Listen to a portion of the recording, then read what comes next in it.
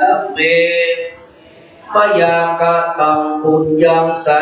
ปินาอัตตุโมติตัพพังสาปินากะตังนังคาทัพพังสาตุสาตุอัตตุโมทา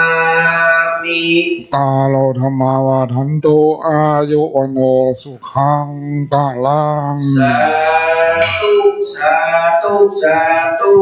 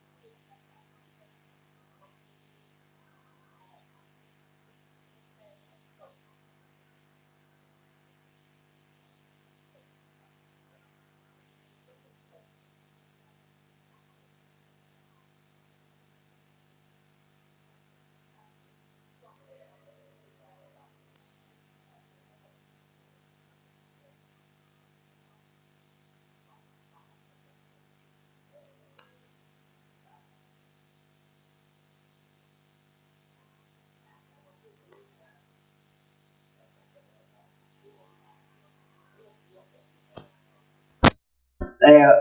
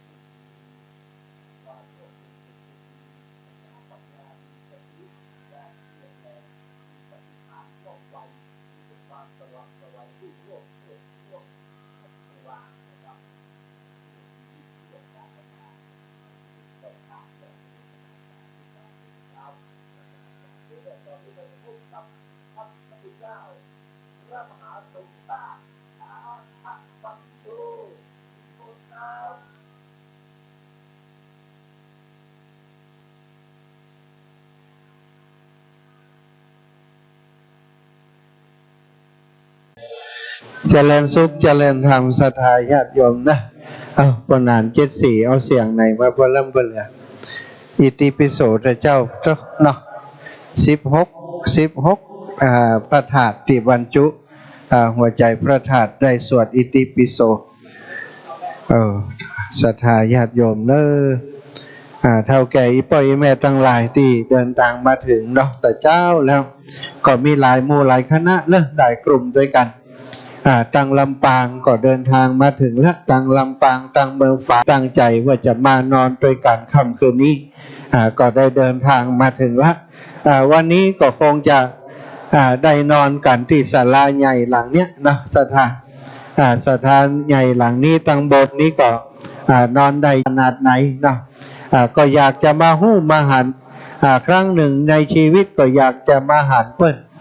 อันนี้โยมแม่จงดีเชื้อกันทานี่จากเมืองฝาง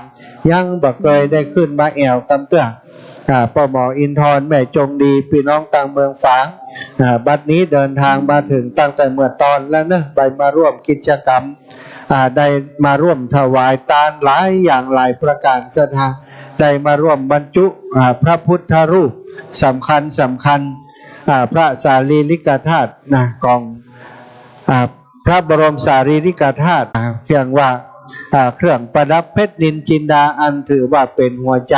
เป็นวัตถุมีค่าได้ร่วมกันบรรจุใส่วัดธาตุเจ้าพุทธศรีคีรีทำพิธีกันตั้งแต่ตอนเจ้าในสถานภาคเจ้านี่บรรจุที่องค์กลางองค์ใหญ่ตั้งบนยอดปีบนพุ่นนะอาตมาก็จะขึ้นไปถ่ายรูปเพื่อเปิดไลฟ์สดเพื่อเปิดเปียงโดยท่านอาจารย์ใหญ่ขึ้นได้เกิมตา มันมื่นไปรูปก็ดีกรรมกล้องถ่ายรูปก็ดีกรรมเปียงขึ้นก็ดีเปียงตั้งรูปก็เป็นสบงมันบัดสวดดวกเหมือนกับอันกางเกงไงอย่างต่างๆควาตาลปีน้องพระบาทห้วยต้มเข้ามาแล้วเนอะศรัทธาไผ่บาแบบเป้าของปีน้องพระบาทห้วยต้มมาพอเนอะอันนี้อย่างชุดเล็กนาศรัทธาถ้าชุดใหญ่นี่อลังการงานสร้างกว่านี้เนอะควาตาลของวัดพระบาทห้วยต้มมาถึงละที่ถ่ายรูป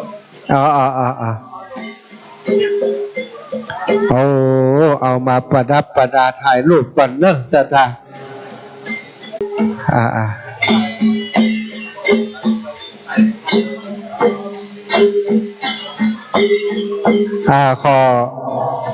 ขอโคศกจังพี่น้องหมู่เฮาเอาไม้ให้ท่านอาจารย์เลยเนอะฝนก็จะลงมีจ้องมากันนี่ก็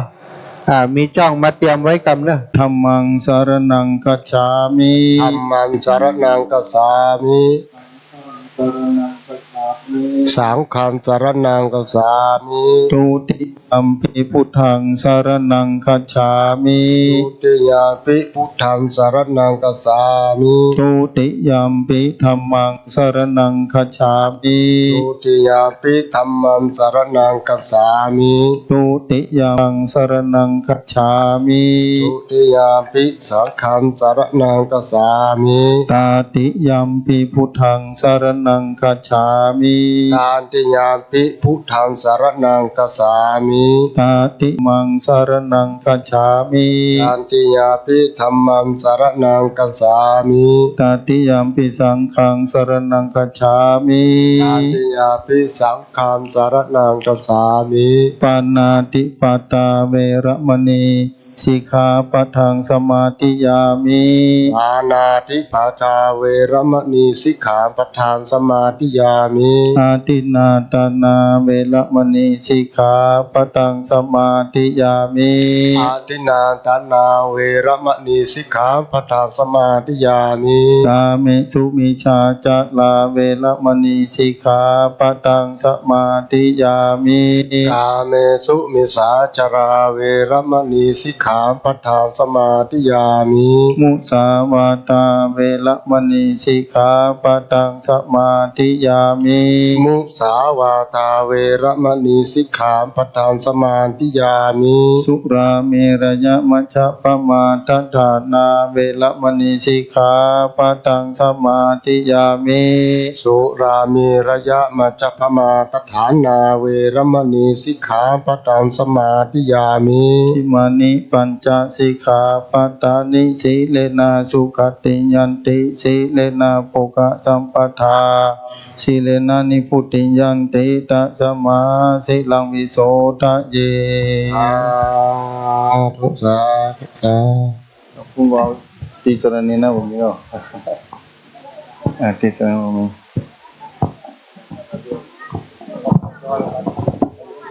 ก็ถ้าเป็นวันอาทิตย์มาว่าเลลี่ถ้าจะเล่นมาจะเล่นอะไรวะสาธุกะกามายาภัตเตนามามิทุภาบุภาราชาตาเนนะสัมมาการวาตาเนนะตาดุลากิลานาปัจจยามูลาภละนาวัตถุตาเนกายะตัวเลวจิตตัวเลมโนตัวเลสังกิจจปะมาเตนะวาอสังกิจจปะมาเตนะวากายะกะเมนะวาวจิกะเมนะวามโนกะเมนะวาสังกิจจโตสังอติตาโตสังอนาคตโตสังปัจจุปนะโตสัสสะปะโตสังคัมมาตุโน ตุติยาปิมายังพันเตนะมามิทุภาภูภาราชาดาเนสัมมาการาวาดาเนนาตาดุลากิลานาปัจจามุลาภาละนานาวัตถุตาเนกายะตัวเลวจีตัวเลมโนตัวเลสัจจิจาปะมาเตนะวาอาสัจจิจาปะมาเตนะวากายะกะเมนะวาวจีกะเมนะวามโนกะเมนะวาสัจจิจาโตอาติตาโตสังอนาคาตาโตปัจจุปานาโตสัสสะปะโตสังฆมาตุโนตติญาปินามามิ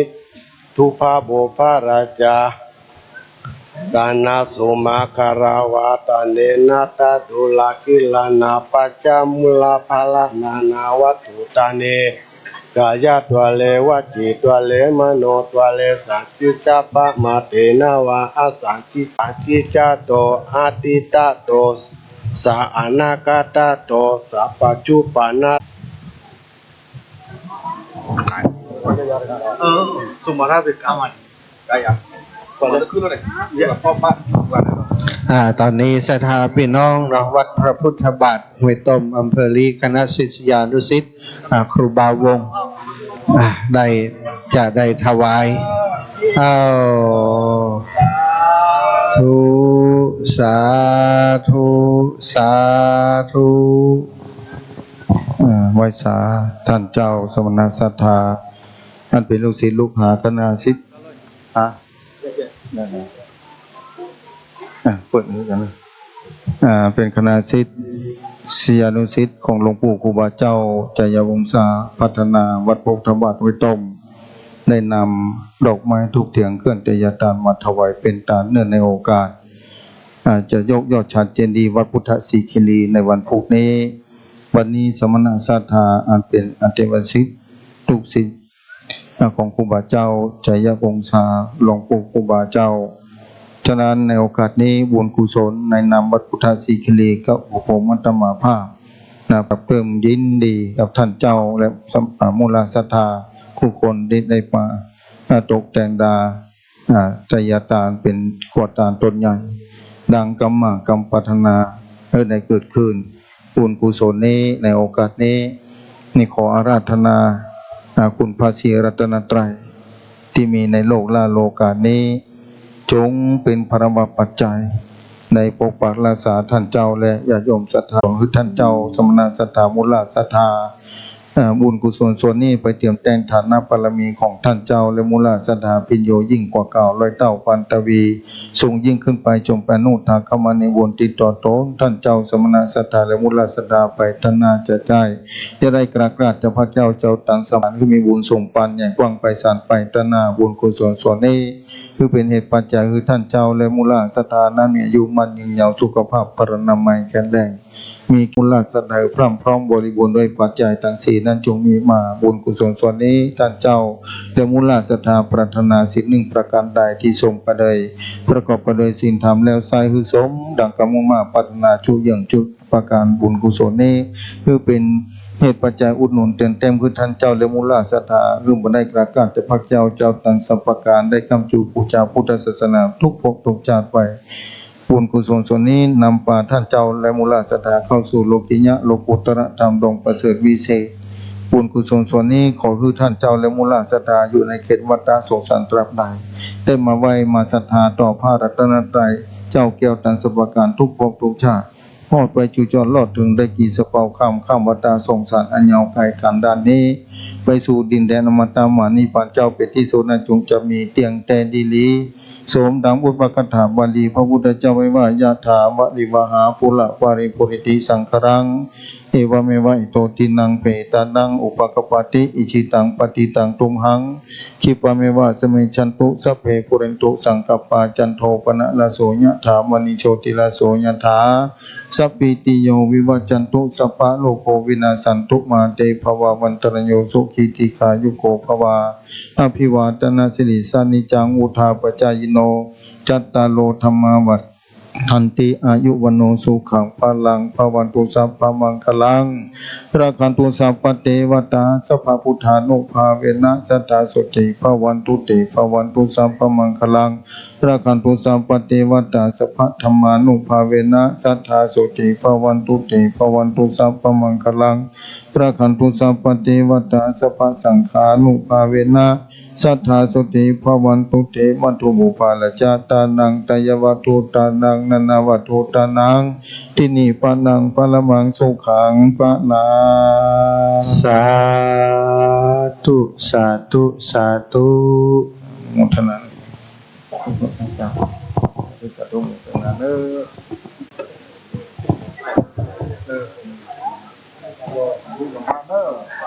ครูบาวงนะ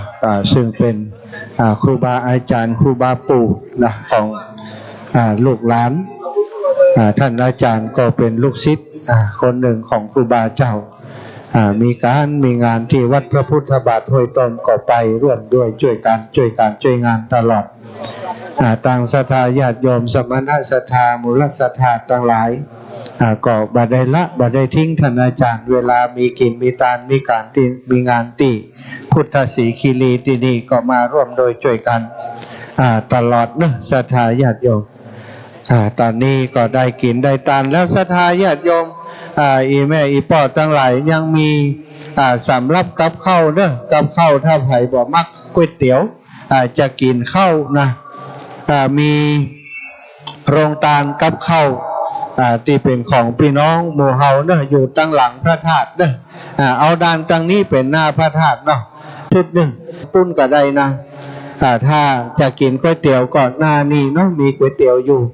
แต่ถ้าว่าจะเป็นกับข้าวกับปลาอยากจะกินกับข้าวดีๆล้ำๆต่างปุ้นมีอยู่เนอะเปิ่นฝากแจ้งมาว่าโอ้พี่น้องเปิ่นถ้าบอกฮู้กำเตื้อก้าว่าเฮามีกับข้าวมีกับปลามีโรงทานอยู่ที่พระธาตุเจดีย์พุทธศรีคีรีสำหรับเพื่อพี่น้องศรัทธาญาติโยมได้ไปกินข้าวกินปลากันก็ไปเนอะศรัทธาญาติโยมอีพ่ออีแม่ทั้งหลายไผบ่สะดวกจะกินก๋วยเตี๋ยวกว่ามันบ่อิ่มนี่นะก็ไปกินข้าวกินปลาได้นะที่หลังเจดีย์เอาด้านนี้เนาะเป็นด้านหน้าเนอะศรัทธาด้านตั้งหลังพุ่นนะหลังก็จิกวันจุจุฮะจิกวันจุจุจุอีพ่ออีแม่ทั้งหลายได้เดินจิกทดสอบจิกวันจุจุจุจุไปใจของง่ายได้เสียสละเวลาอันมีค่าของครูบาอาจารย์ซึ่งได้เป็นสะพานบุญซึ่งของเราทั้งหลายได้จิกวันจุจุครูบาอาจารย์เพราะว่าการสร้างพระธาตุเจดีย์บนยอดดอยอย่างนี้นั้นก็ไม่ใช่ว่าสร้างได้ง่ายๆทั้งสถานต้องอาศัยความเพียรความมนต์อดทนต้องมีเป้าหมายตั้งใจไว้ก็บายใจเรื่องตีง่ายเนอะ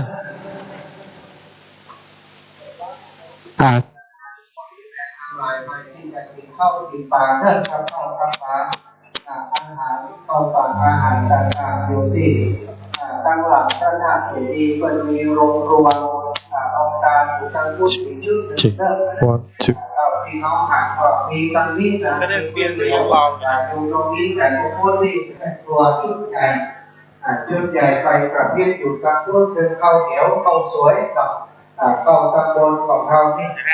ข้าวบนดอยนั่นจะเป็นข้าวกำกับข้าวสีดำข้าวกำอยู่ตำบลนี้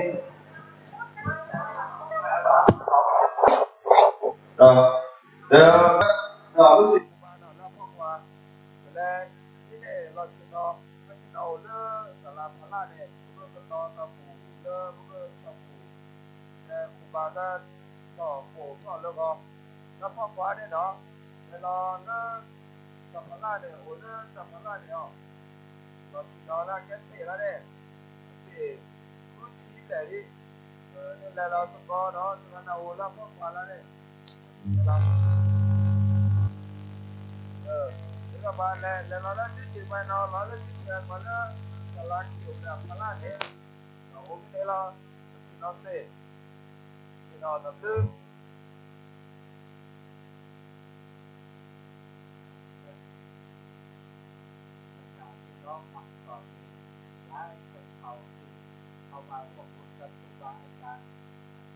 ไทยคนเมืองพี่น้องบนที่อยู่บนเขาบนดอยก็สื่อสารกันหลายภาษาเนาะจะถ้าจะฮืออู้อย่างท่านอาจารย์ตะกี้อาตมาก็ญาติโยมก็สามารถสื่อสารบอกกล่าวได้เนาะช่วงนี้จะตัดเข้าเพลงในรายการเฮียสักเพลง2 เพลงเพื่อจะผ่อนคลายบรรยากาศนะแล้วก็ครูบาอาจารย์ที่ต้องการจะประชาสัมพันธ์บอกแจ้งบอกเรื่องราวต่างๆนะในสถานที่แห่งนี้ก็มาใจเสียงตรงนี้ใดเนาะตอนนี้ก็ขอตัดเข้าเป็นเพลงในรายการของตังวัดฝ่ายหินก่อนเนอะสถานก็อาจารย์ตัดเสียงตรงเลยครับ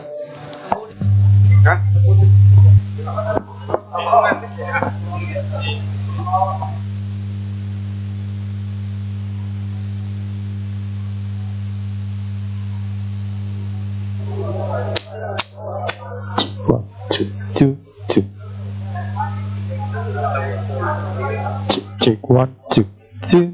ha ha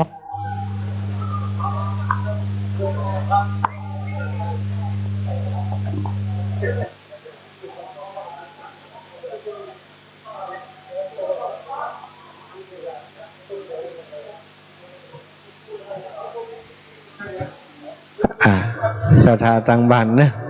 เงียบไปสักคำเปิดเพลงเลย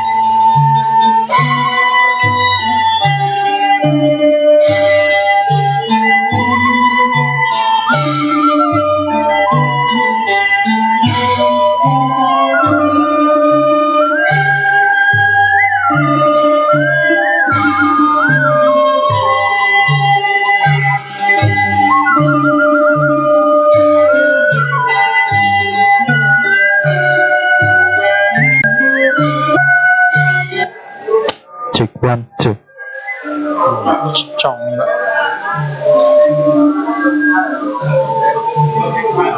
ช่องนี้แม่สัญญาณมีแต่เสียงมันแบบไปมิกละเช็ค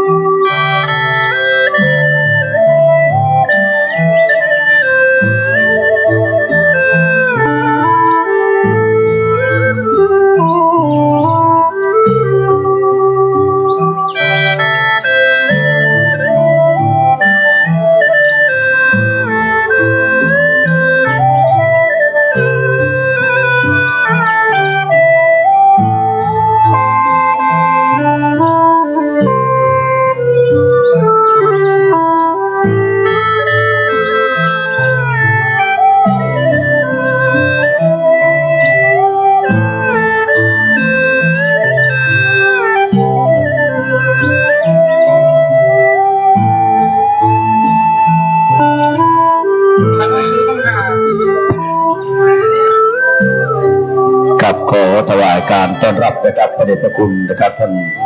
เจ้าคุณพระประชานาถมุนีนะครับเจ้าคณะอำเภอกัลยาณิวัฒนาเจ้าวาดวัดดอนจันทร์ได้เมตตานะครับมาถึงที่วัดพุทธศิคีรีเป็นที่เรียบร้อยพร้อมจะได้ถวายจตุปัจจัยทยธรรมเนอะเป็นบุญบารมีของนะครับหมู่เฮาท่านทั้งหลายด้วยนะครับได้หลวงพ่อมีภารกิจในวันพรุ่งนี้นะครับบริมาก็มาทำบุญวันนี้ก่อนนะครับเกี่ยวเก้าอี้กับสังนะครับมา1 ชุดเนอะเก้าอี้กับสังครับมา1 ชุดนะถวายพระเดชพระคุณนะครับเอาเก้าอี้1 ชุดกับสังนะครับมาที่หลวงพ่อเลยนะครับพระเดชพระคุณเลยครับครับพร้อมกับ2 ปัจจัยที่เนี่ยไปตั้งหน้าเลยครับที่ท่านอาจารย์วรรณชัยเลยนะครับเดี๋ยวจะได้อาจารย์วรรณชัยถวายพระเดชพระคุณหลวงพ่อนะครับ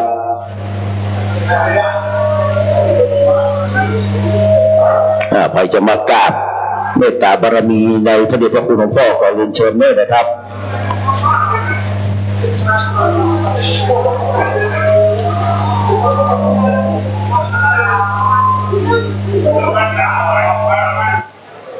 เข้าไปนี่เป็นตาลก็เดี๋ยวเขาก็ตาลต่อ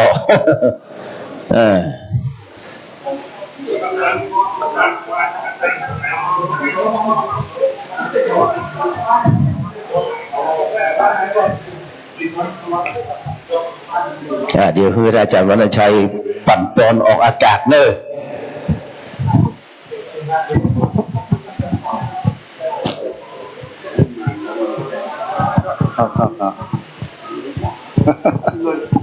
เอาใส่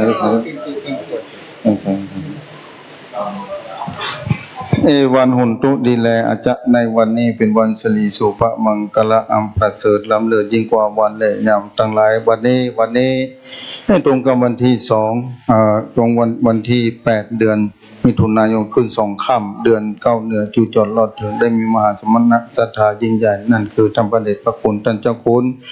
ประชานาถมุนีเจ้าคณะอำเภอกัลยาณิวัฒนาพร้อมทั้งเจ้าคณะตำบลบรรจานท่านพระครูจันทรากิจารัตน์พระสงฆ์สังฆเจ้ากุตนกุองค์อันเทวสิทธิโยมศรัทธาเจ้าเขาทั้งหลายได้ป้าการเดินทางมา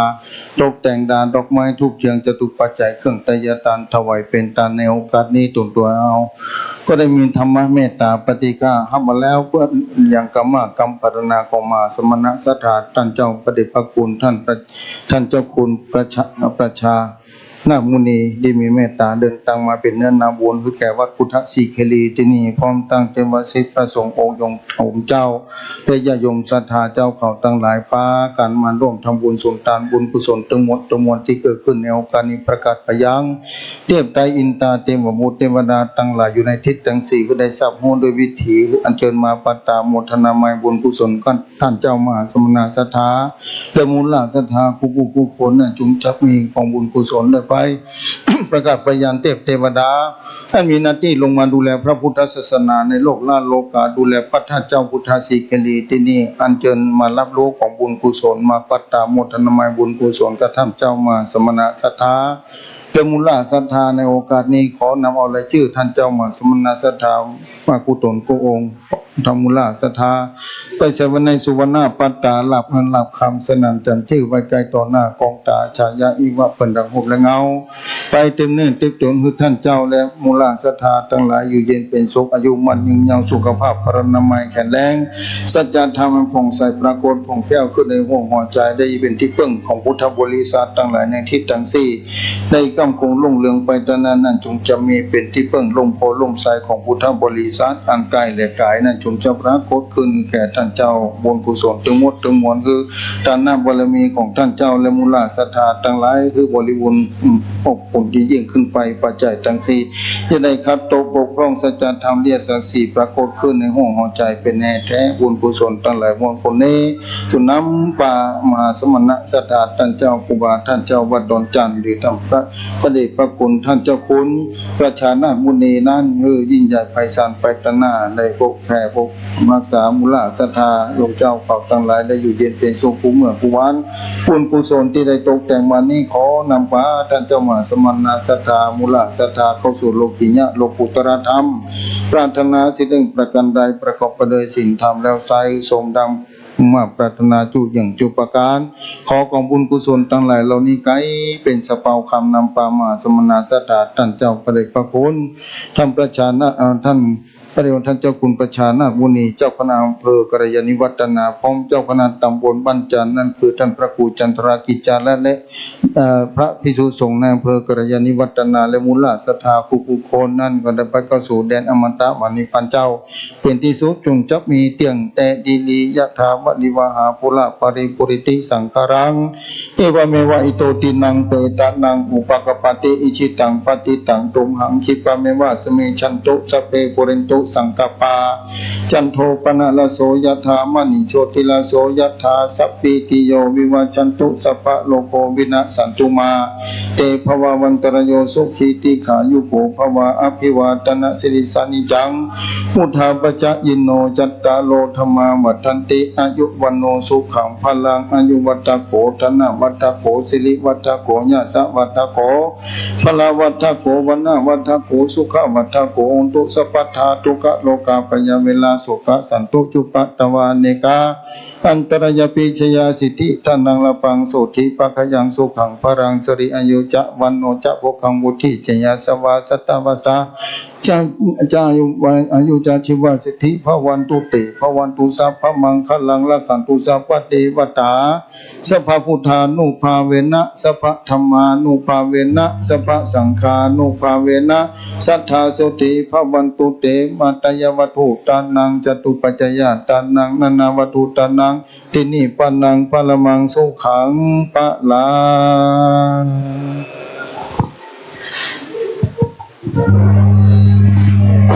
กับกราบนมัสการขอบพระคุณนะครับในเมตตาบารมีธรรมพระเดชพระคุณหลวงพ่อนะครับท่านเจ้าคุณพระประชานาถมุนีนะครับเจ้าคณะอำเภอกัลยาณิวัฒนาและก็ท่านเจ้าคณะตำบลมันจันทร์นะครับหลวงพ่อจะได้เอาปั่นปอนเขาออกแกนกันเนอะครับยิ่งบนครับ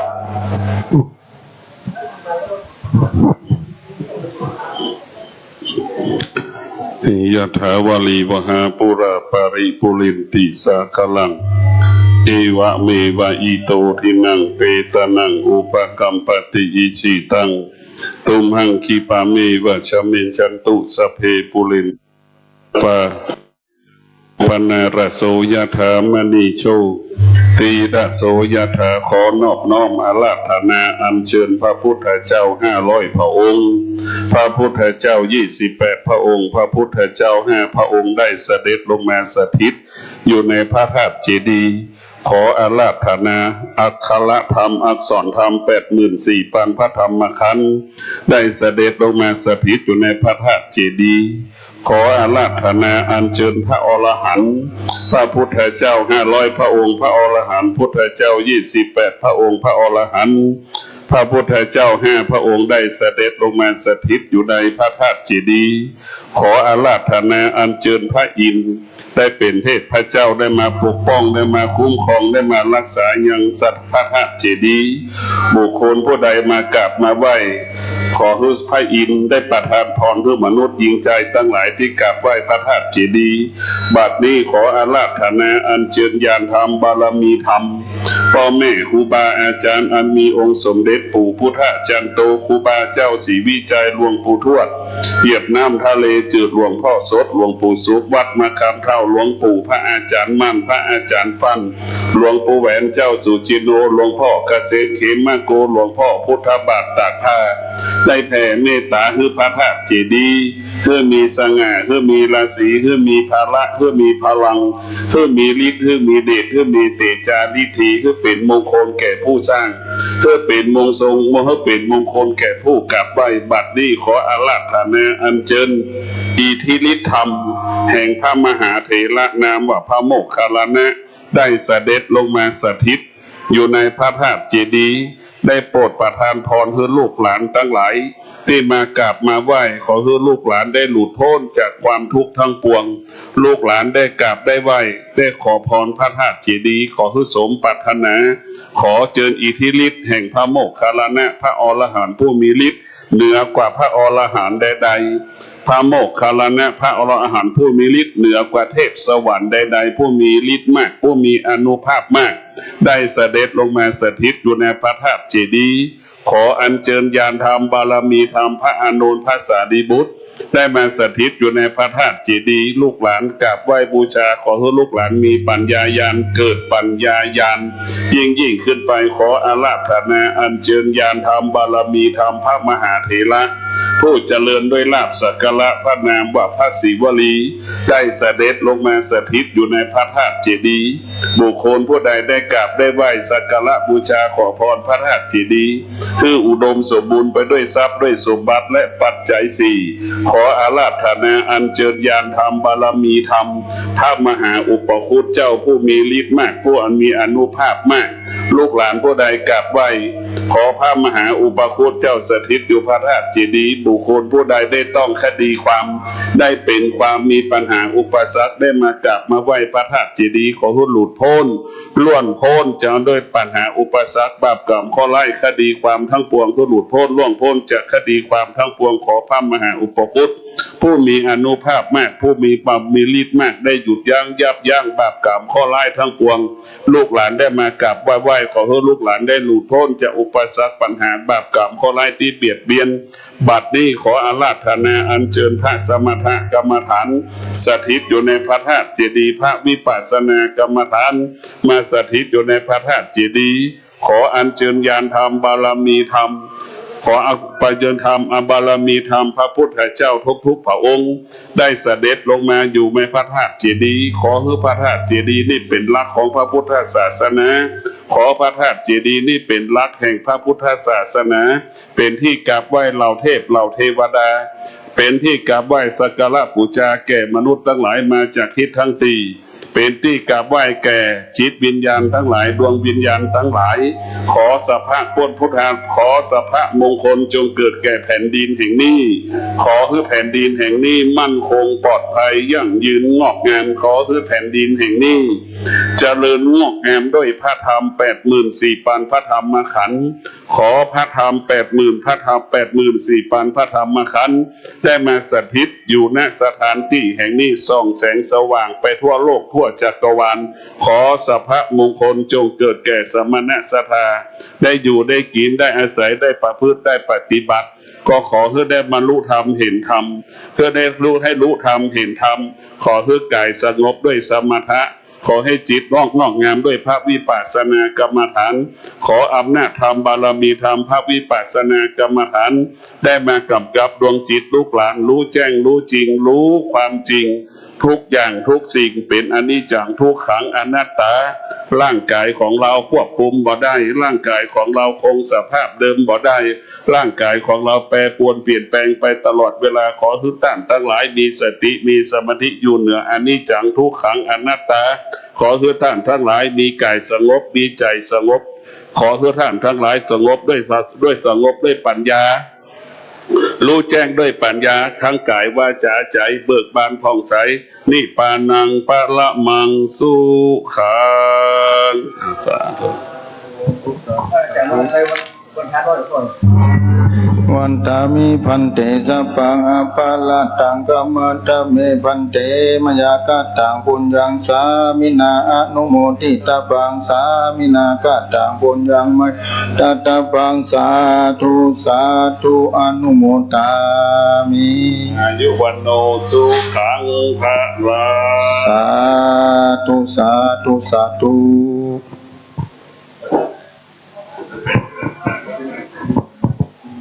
ก กราบนมัสการขอบพระคุณในเมตตาบารมีธรรมพระเดชพระคุณนะครับท่านเจ้าคุณนะครับพระประชานาถมุนีหลวงพ่ออนันต์โทนะครับเจ้าคณะอำเภอกัลยาณิวัฒนาเจ้าวัดดอนจันทร์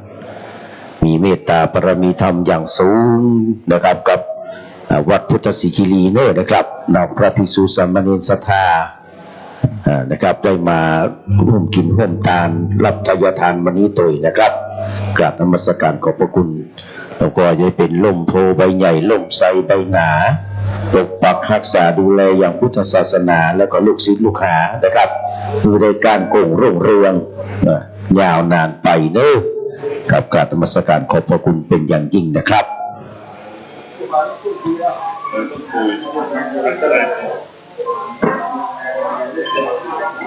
กับช่วงนี้ใครจะทำบุญก็เดี๋ยวขอเรียนเชิญต่อนะครับเดี๋ยวรอพระเดชพระคุณหลวงพ่อสักน้อยหนึ่งนะครับกระสนทนาธรรมกับท่านพระอธิการนะครับวรรณชัยอยู่นะครับขโยมเนอะเอาเก้าอี้ไปไว้ในรถนะครับกับสังฆทานเนอะเอาเก้าอี้ไปไว้ในรถตัวนะครับกับตลปัดเนอะ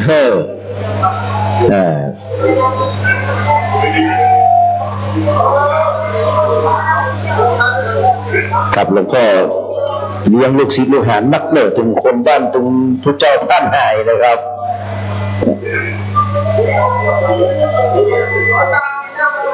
อย่างพวกมหานพดลสุวรรณภูมิกับท่านอาจารย์มหานพดลสุวรรณภูมิเจ้าคณะอำเภอวังเหนือลำปางเนอะนะครับได้เมตตาเดินทางมาถึงแล้วเช่นกันนะครับแต่ให้จะได้ตามเขาก็ได้ตามหลวงพ่อวันนี้เหมือนกันนะครับแต่พวกนี้หลวงพ่ออาจจะมีภารกิจเนาะมีศาสนกิจนะครับท่านอาจารย์มหานพดลนะครับปริญธรรม7 ประโยคนะครับเจ้าคณะอำเภอวังเหนือกับจังหวัดลำปางนะครับ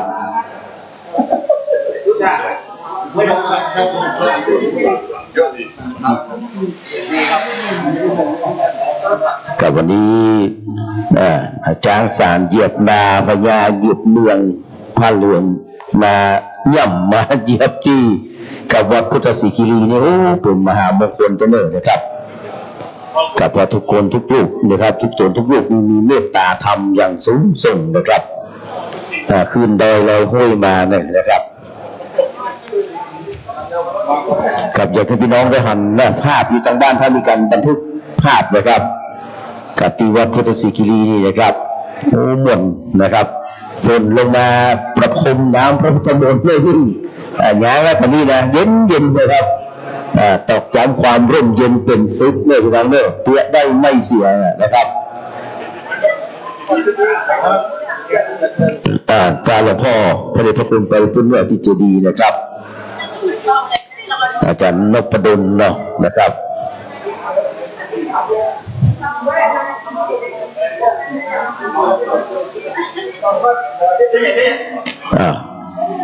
สังฆทาน1 ชุดเนาะสังฆทาน1 ชุดนะครับนี่มนต์นั่งเก้าอี้ท่านอาจารย์มหานะครับแฮม2 ปีเจ้าคุณนะครับนะครับ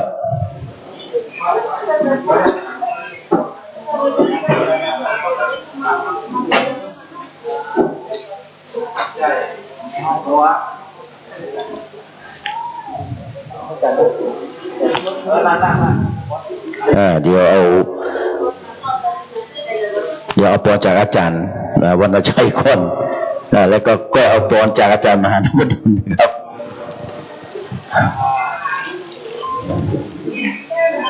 นิมนต์ครับยะถาวะนิวหาปุระปาริปุริติสังขะรังเอวเมวัยโตตินังเปตานังอุปกปติอิจิตังปฏิตังตุมหังคิปะเมวะสมิชันโตสัพเพปุรินโตสังกัปปะจันโทปนะละโสยถามณิโชติละโสยถาสัมปติชามิกะละบันิวันนิยามนี้เป็นสิริมังกละมงคลมีกำหนดการจะยศทัพพระธาตุเจดีย์พุทธศิคีรีบัดนี้ได้มีมหาสมณะศรัทธาท่านเจ้าท่านอาจารย์มหานพดลสุเวณเมธี วัดบรรพตสติเจ้าคณะอำเภอวังเหนือจังหวัดลำปางได้มีเมตตาธรรมอย่างสูงเดินตามมายมพุทธสิเขลีที่นี่ตกแต่งดาเครื่องไตรยตานต่างหลายถวายเป็นตานวัดนี้ไม่มีตุตรได้มีธรรมเมตตาปฏิฆาหับเอาแล้วปริยังกรรมกรรมปรณาหลวงพ่อท่านเจ้ามหาสมณะศรัทธาเจ้าคณะอำเภอวังเหนือวัดบรรพตสถิตในเมตตาธรรมอันยิ่งนี้บุญกุศลทั้งหมดทั้งมวลประกาศไปยังเทพไตรอินทราเทวมุตเทวดาทั้งหลายทิศทั้งสี่มีภูมิเทวดาอากาศเทวดาลูกเทวดาปปะตาเทวดาอัญเชิญมาปัตตาโมทนามัยบุญกุศลเทวดาดูแลพัฒเจ้าพุทธสิกิเลดูแลพระพุทธศาสนาโลกลานโลกาอัญเชิญมารับรู้ปัตตาโมทนามัยบุญกุศลกับท่านเจ้ามาสมณะสัทธาท่านอาจารย์มหานพดลสุวรรณเมธีเจ้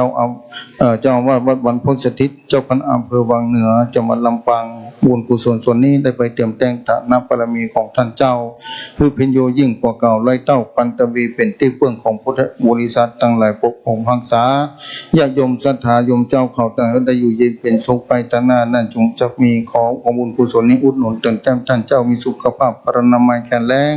โลกาพยาธิจะได้มาเบียดมาเบียนได้อยู่กำจูศาสนาเป็นที่เพื่องพุทธบริษัทยิ่งใหญ่ไปสานไปตาหน้าจงจะมีได้เข้าสู่โลกิยะโลกุตรธรรมตรงประเสริฐวิเศษเข้าสู่แดนนิพพานเจ้าเป็นที่สุขจงจะมีแต่ดิลีสัพพิติโยวิวัจจันตุสัพพะโลโกวินาสันตุมาเตภววันตรโยสุขิติกายุโกภวะอภิวาทนาสิริสานิจังพุทธาปัจจายโนจัตตาโลธรรมาวัฏันติอายุวันโนสุขังพลังภวันตุสัพพมังคลังละขันตุสัพพเทวตาสัพพพุทธานุภาเวนะสัพพธรรมานุภาเวนะสัพพสังฆานุภาเวนะสัทธาโสติภวันตุเตตยวัตถุตานังนานาวัตถุตานังตินิปานังปะละมังสุขังปะลา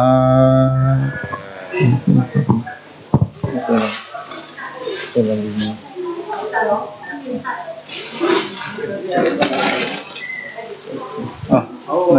อ้เดี๋ยวนี่มันแต่ประเคนนี่ก่อนแต่มาประเคนนี่ก่อน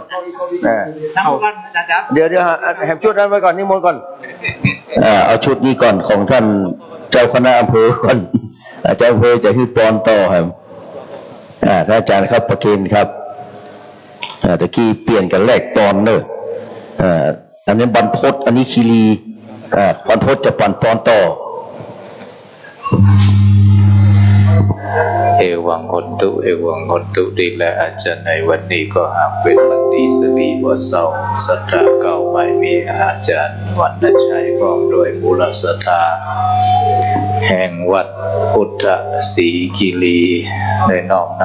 ำเครื่องไทยธรรมพร้อมสังฆทานมาถวายเป็นตามก็ขอบุญญาราศีได้อำนวยไว้ชัยปกปักรักษาคุ้มครองให้ท่านพระอาจารย์วันนชัยตลอดถึงลูกศิษย์ลูกหาศรัทธาญาติโยมทุกคนจะอยู่ก็ขอมีใจจะไปก็ขอมีโจกมีหลับปะแปะศัตรูจะยกอย่างแห่งหนตำบลใดไกลขอเป็นตีหักไข่คนหูอันตะวันชุมหมู่หลายขอได้ลีใหญ่นี้ใจออกหาจากเจ้าสมณะศรัทธามูลศรัทธาตั้งแต่วันนี้ยามนี้นั่นจุงจักมีเตียงแต่ดีหลีสมกับอัตถคถาบาทบาลีวายะถาบาลีวหาปุราบาลีปุเรนติสาคลังเอวะเมวะอิโตทินังเปตานังอุปกปติอิจิตังปฏิตังตุมหังคิปะเมวะสมิชตุสเพปุเรนตุสังกปาจันโทปนะระโสยถามณิโชติระโสยถาสปิติโยวิวัชชันตุสัพพะโลโควินัสตุมาเตภวัตวันตรายโยสุขีติกายุโกภวะอภิวาทนาสีลิสานิจังอุตตาปจายโนจัตตาโลธรรมาวัฏันติอายุวันโนสุขังปะลา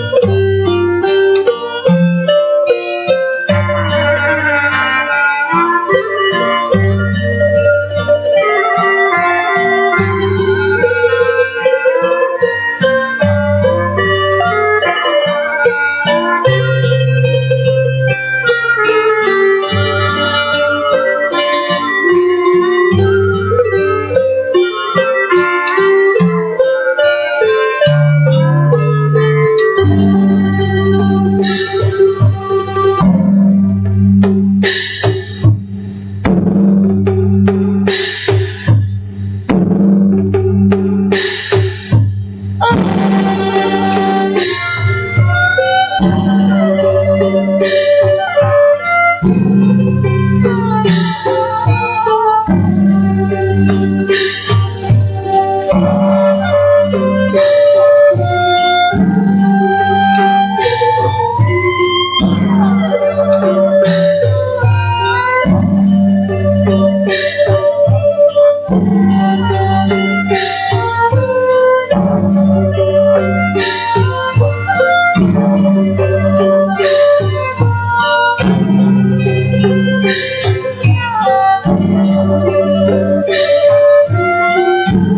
you.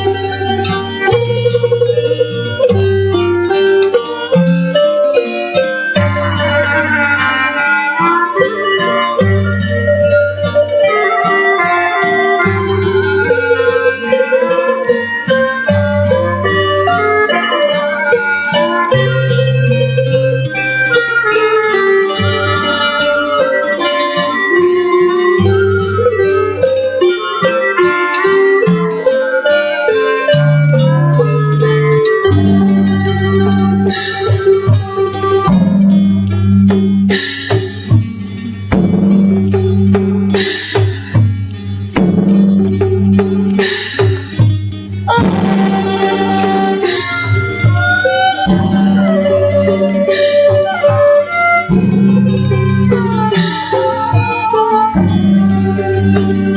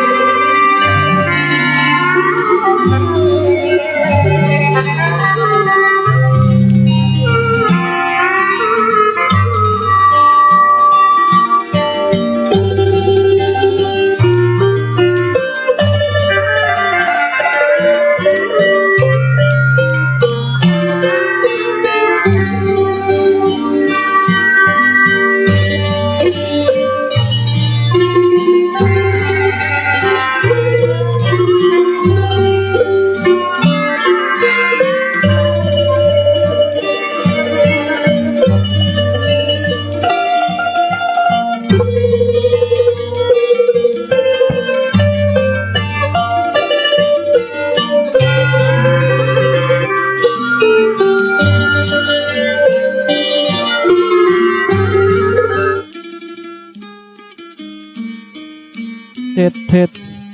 เทสเทสโอ้ยมองไม่เห็นเลยเปิดแล้วนี่ไวเอเทสโหล1 2 3เทสเทสเทสเทสโหล1 2เทสโหล1 2 3เทสโหล1 2 3เทสโหล1 2 3อ๋อมันอันนี้เทสโหล1 2 3เทสโหล1 2 3 4 5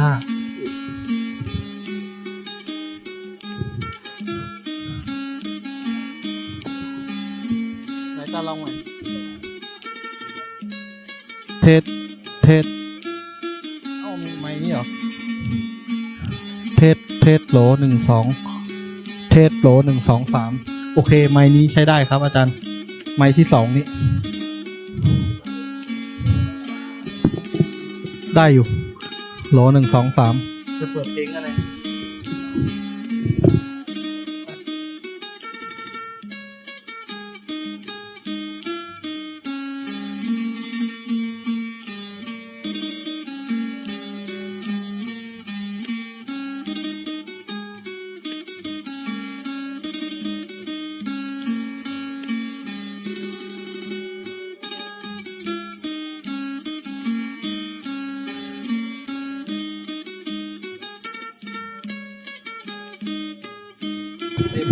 ไม่ได้ชาร์จมาตั้งแต่ซื้ออะชาร์จครั้งเดียวอะเพราะว่าไม่ได้ใช้ครับเดี๋ยวจะชาร์จ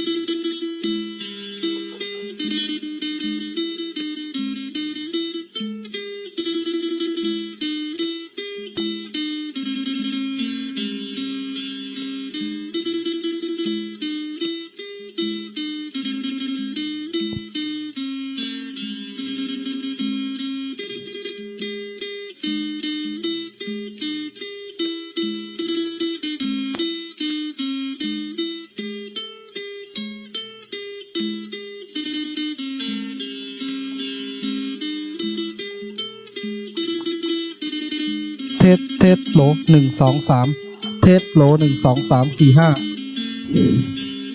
ครับมาเทสโหลเทสอ๋ออันนี้มันโดนแล้วมันดับเทสโหลฮะไหนเทสโหล1 2 3 4 5โหล เจริญพร โหล1 2 3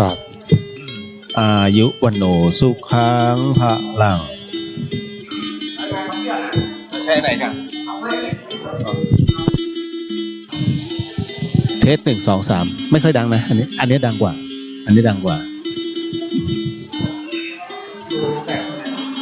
อาจารย์ใครอยากเราพูดดูไหมเทส1 2 3 4 5 6 7 8 1 2 3 4 5อันนี้เบาแล้วเทส1 2 3สถานีวิทยุเป็น 104.50 เมกะเฮิรตซ์วัดฝายหินออกอากาศเป็นประจำไม่อันเนี้ยไม่มันจริงมันได้แล้ว2 อันแล้วอันนี้ให้เท่านั้นอันนี้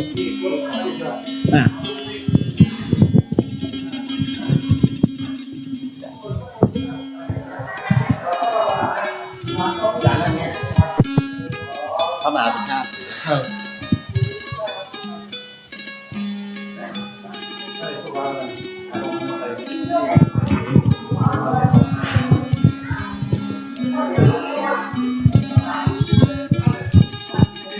ที่เดียวมาต่อให้หมดเลย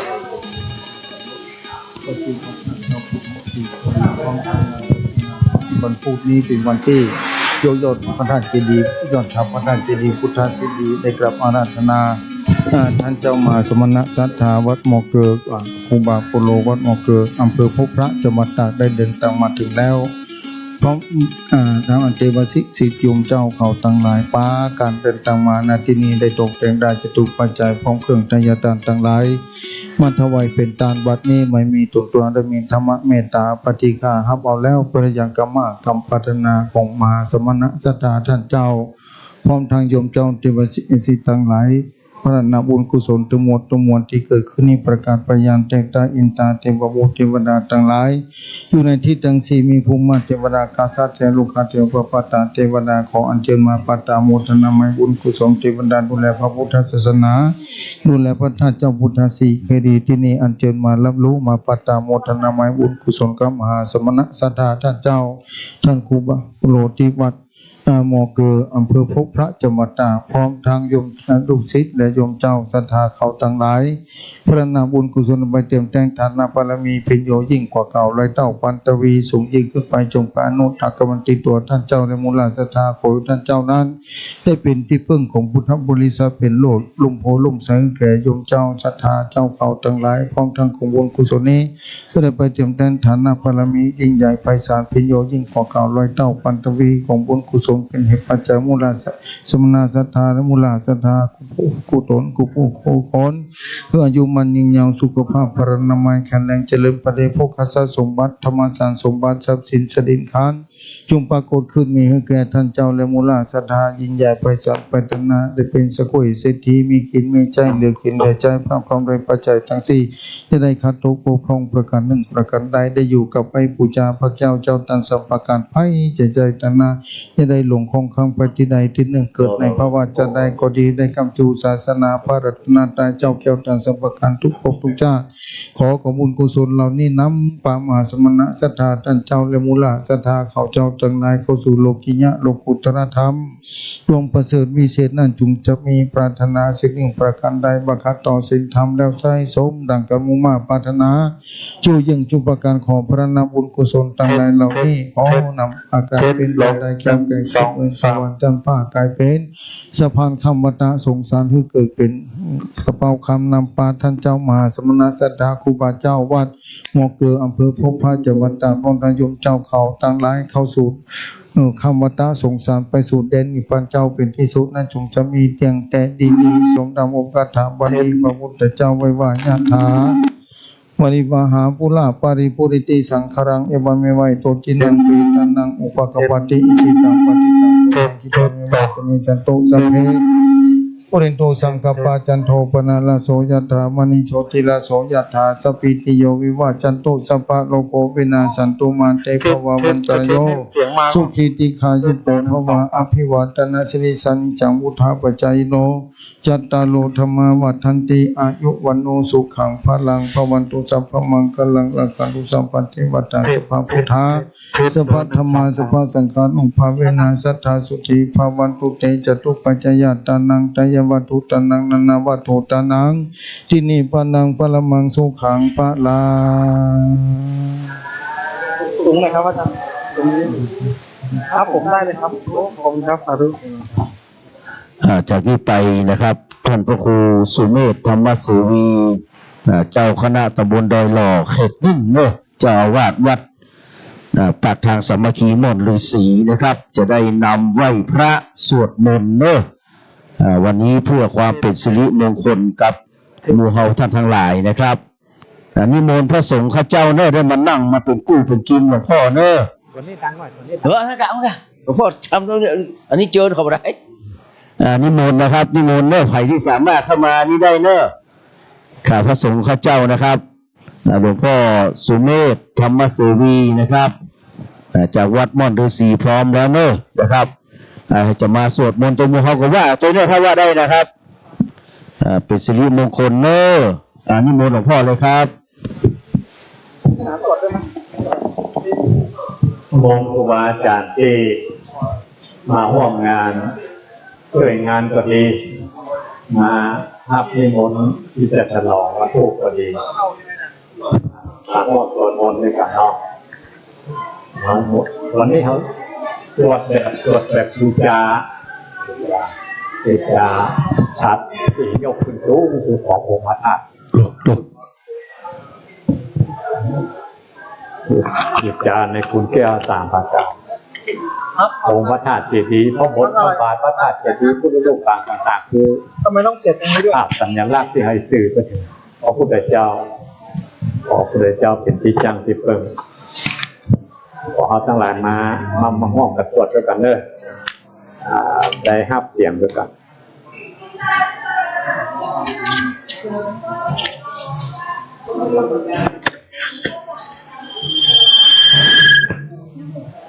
ศรัทธาก็เข้ามาเนอะเวลาสวดมนต์ครับคลอเสียงกันไปด้วยกันสวดเป็น2 ขยักเนาะขยักแรกจะสวดธรรมจักรแบบไทยสวดแบบไทยศรัทธาก็คลอไปด้วยแล้วก็ช่วงที่2สวดแบบมนต์เมืองเหนือสวดฉลองนิมนต์ท่านอาจารย์มาใกล้ๆนะสวดได้ฮับเสียงด้วยกันนิมนต์ครูบาอาจารย์นะครับเราสวดมนต์บูชาแก้วสูงสุดบนยอดชัดเลยบูชาจะลองคนพวกครูบาอาจารย์ก็อย่างมาตอนนี้เขาทำแบบส่วนตัวเพราะเขาทั้งหลายทั้งภายในกันนี่ก่อนเนาะทำเพื่อบูชาจะได้สวดจบ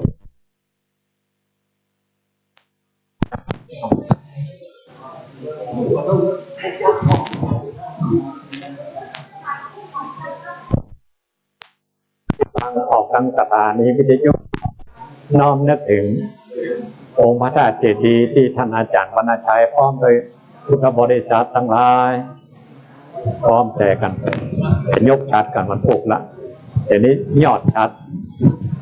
แก้ว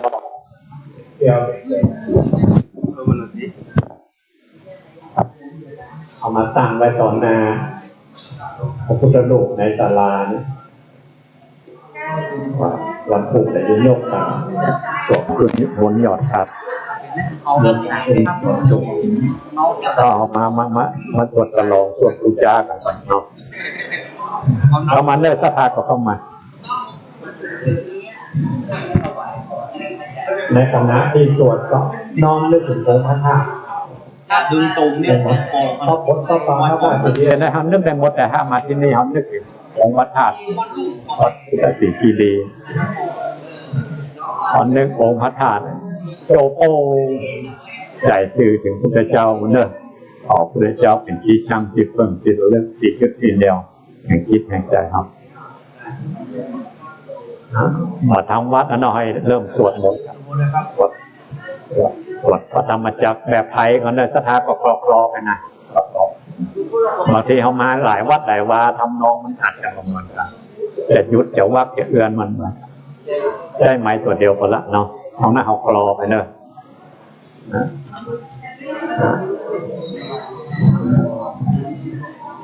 มนต์ก็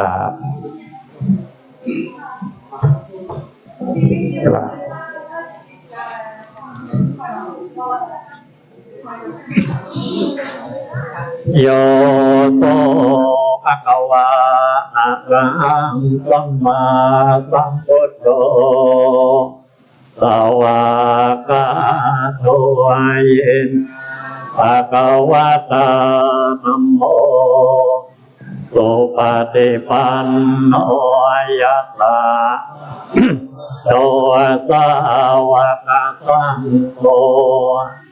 ธัมมายังวันตังสัทธัมมังสัพพังตังสัพพะเรยะตารังอาโลปิเตอะภิปุชยามะสาธุโนมันเตภะคะวะ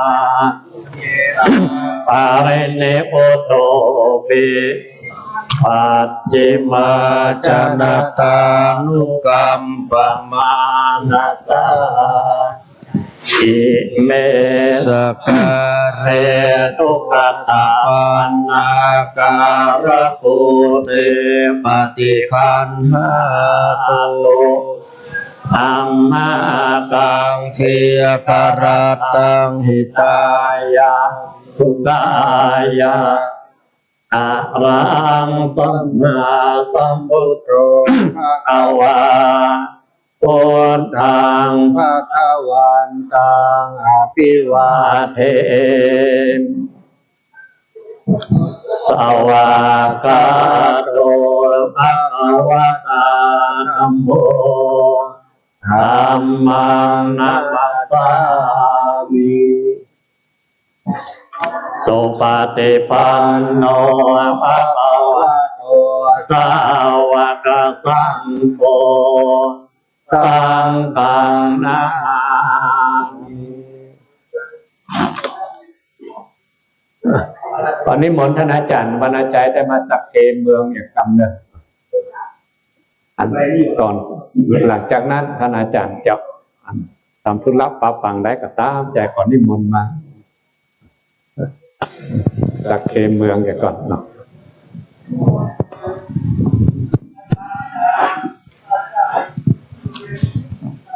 นี่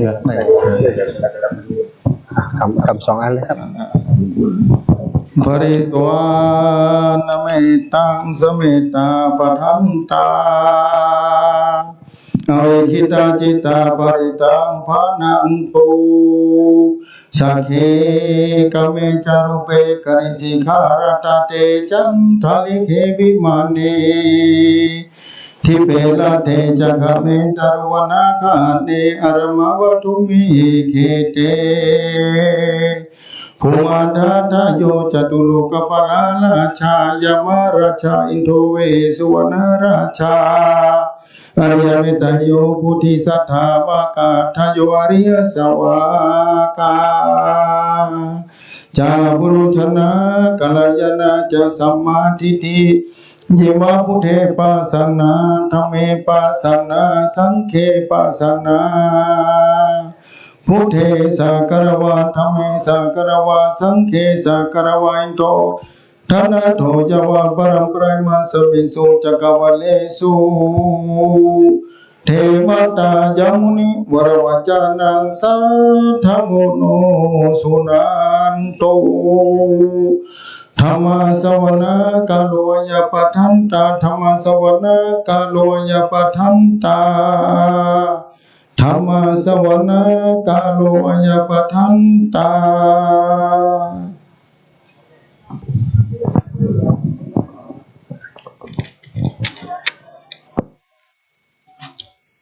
ต ไปให้สวดพระธรรมจักรแบบสังโยกแบบไทยเนาะ หลังจากนั้นให้สวดมนต์เมืองอุจจาหยอดฉัตรที่ยกขึ้นวันพุธ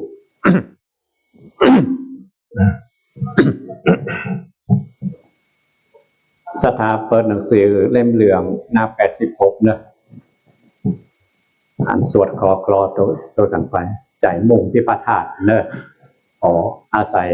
ธรรมของพระองค์สัพพปริตานภาเวนะปัปปริตของพระพุทธองค์อนุภาพที่ปรากฏอยู่ในมงคลจักรวาลใจในสาธยายสวดเจริญพุทธมนต์บูชาพระพุทธองค์ นะโมตัสสะภะคะวะโตอะระหะโตสัมมาสัมพุทธัสสะนะโมตัสสะภะคะวะโตอะระหะโตสัมมาสัมพุทธัสสะนะโมตัสสะภะคะวะโตอะระหะโตสัมมาสัมพุทธัสสะพุทธังสรณังคัจฉามิธัมมังสรณังคัจฉามิสังฆังสรณังคัจฉามิตุติยัมปิพุทธังสรณังคัจฉามิตุติยัมปิธัมมังสรณังคัจฉามิตุติยัมปิสังฆังสรณังคัจฉามิตติยัมปิพุทธังสรณังคัจฉามิตติยัมปิธัมมังสรณังคัจฉามิตติยัมปิสังฆังสรณังคัจฉามิอนุตตรังอภิสัมโพธิงสัมโพธิตวาตถาคโตปาตัมยังอเตเสสิธัมมัจจักขังอนุตตรังสัมมาเทวะภวะเตโตโลเกอปฏิวัติยังยัตถาคาตาโออันตาปฏิปฏิจัมมัจจิมาจาโตสวายสัจเจสุวิสุทธังญาณทัสสนังเทสิตัมมะวะเจนะสัมมาสัมโพธิกิตตังนาเมนะวิสุทธังสุตตังธรรมจักรปวัตตนังวายากระภาเทนะสังเกตันธัมมานามาเสเอวะเมสุราเอตังสมัยยังภควะภารณสียังวิหารติสิปะทะเนมิกทาเยปัตตะโกปัตวะปัญจวัคคีเยภิกขุอามันเตสิทาเวเมภิกขเวอันตาปัมปจิตเตนะนะวิตาพายโยจายังกาเมสุขามสุลิกานุโยโกเอโนคัมโกโตจันติโกอนาริโยอนาถสันติโตโยจายังอากิลมัตตานุโยโกตุโกอนาริโยอนาถสันติโตเอเตเตภิกขเวอุโปอันเตอนุภามัจจิมาปฏิปั ตถาคเตนะอภิสัมโพธัจจักขุกรณียา ญาณการณี อุปสัมมายะอภิญญายะโอทายะนิพพานายะสังวัตติกตมาจะสาภิกเวมัจฉิมาปฏิปทาเตนะอภิสัมโพธัจจักขุกรณียานะการณีอุปสัมมายะอภิญญายะโพธายะนิมอานายะสังวัตติยะเมวะอริโยอาทังกิโกภะโตสัยยะติทังสัมมาเตติสัมมาสังกัปโปสัมมาวาจาสัมมากัมมันโตสัมมาอาชีวะสัมมาวายาโมสัมมาสติสัมมาสมาธิอายังโหสาภิกเวมัจฉิมาปฏิปทาตถาคเตนะอภิสัมโพธัจจักขุกรณียานะการณีอุปสัมมายะอภิญญายะสัมโพธายะเดพานายะสังวัตติทังโพปนาภิกขเวโตอานิอริยสัจจังจาติปิโทอาจาราปิโทขามรณังปิโทขังโสตปะริเทวะโตธัมมังมนัสสุปายาสาปิโทขาอาภิเยหิสัมปโยโพโตโพภิเยหิวิปปโยทุกโขยัมปิจังนะระอาติตัมปิโทตังสังกิเตนะปัญจุปาทานังตาโตคาติทังโขปนาภิกขเว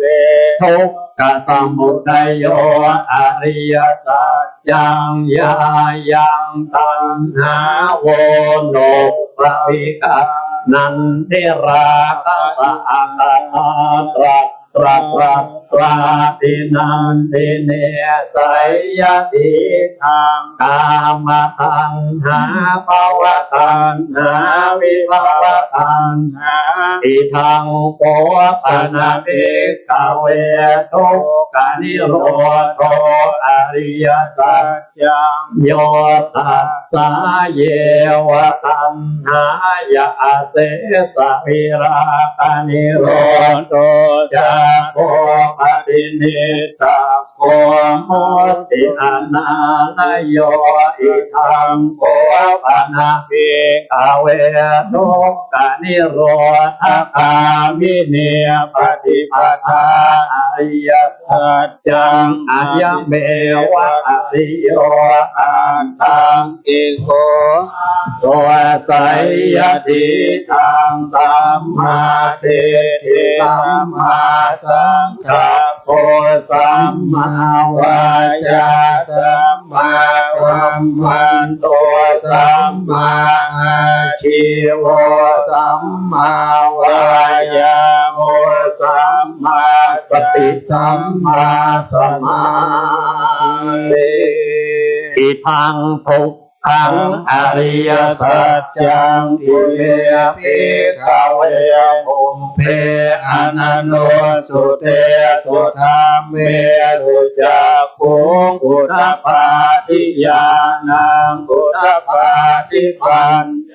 อุทธปาทิวิจจาอุทธปาทิอาโลโกอุทธปาทิตังโขปนิทังโต ขังอริยสัจจังปริญญายันติเมภิกขเวภูมิเพอนันโนสุเตสุตัมเม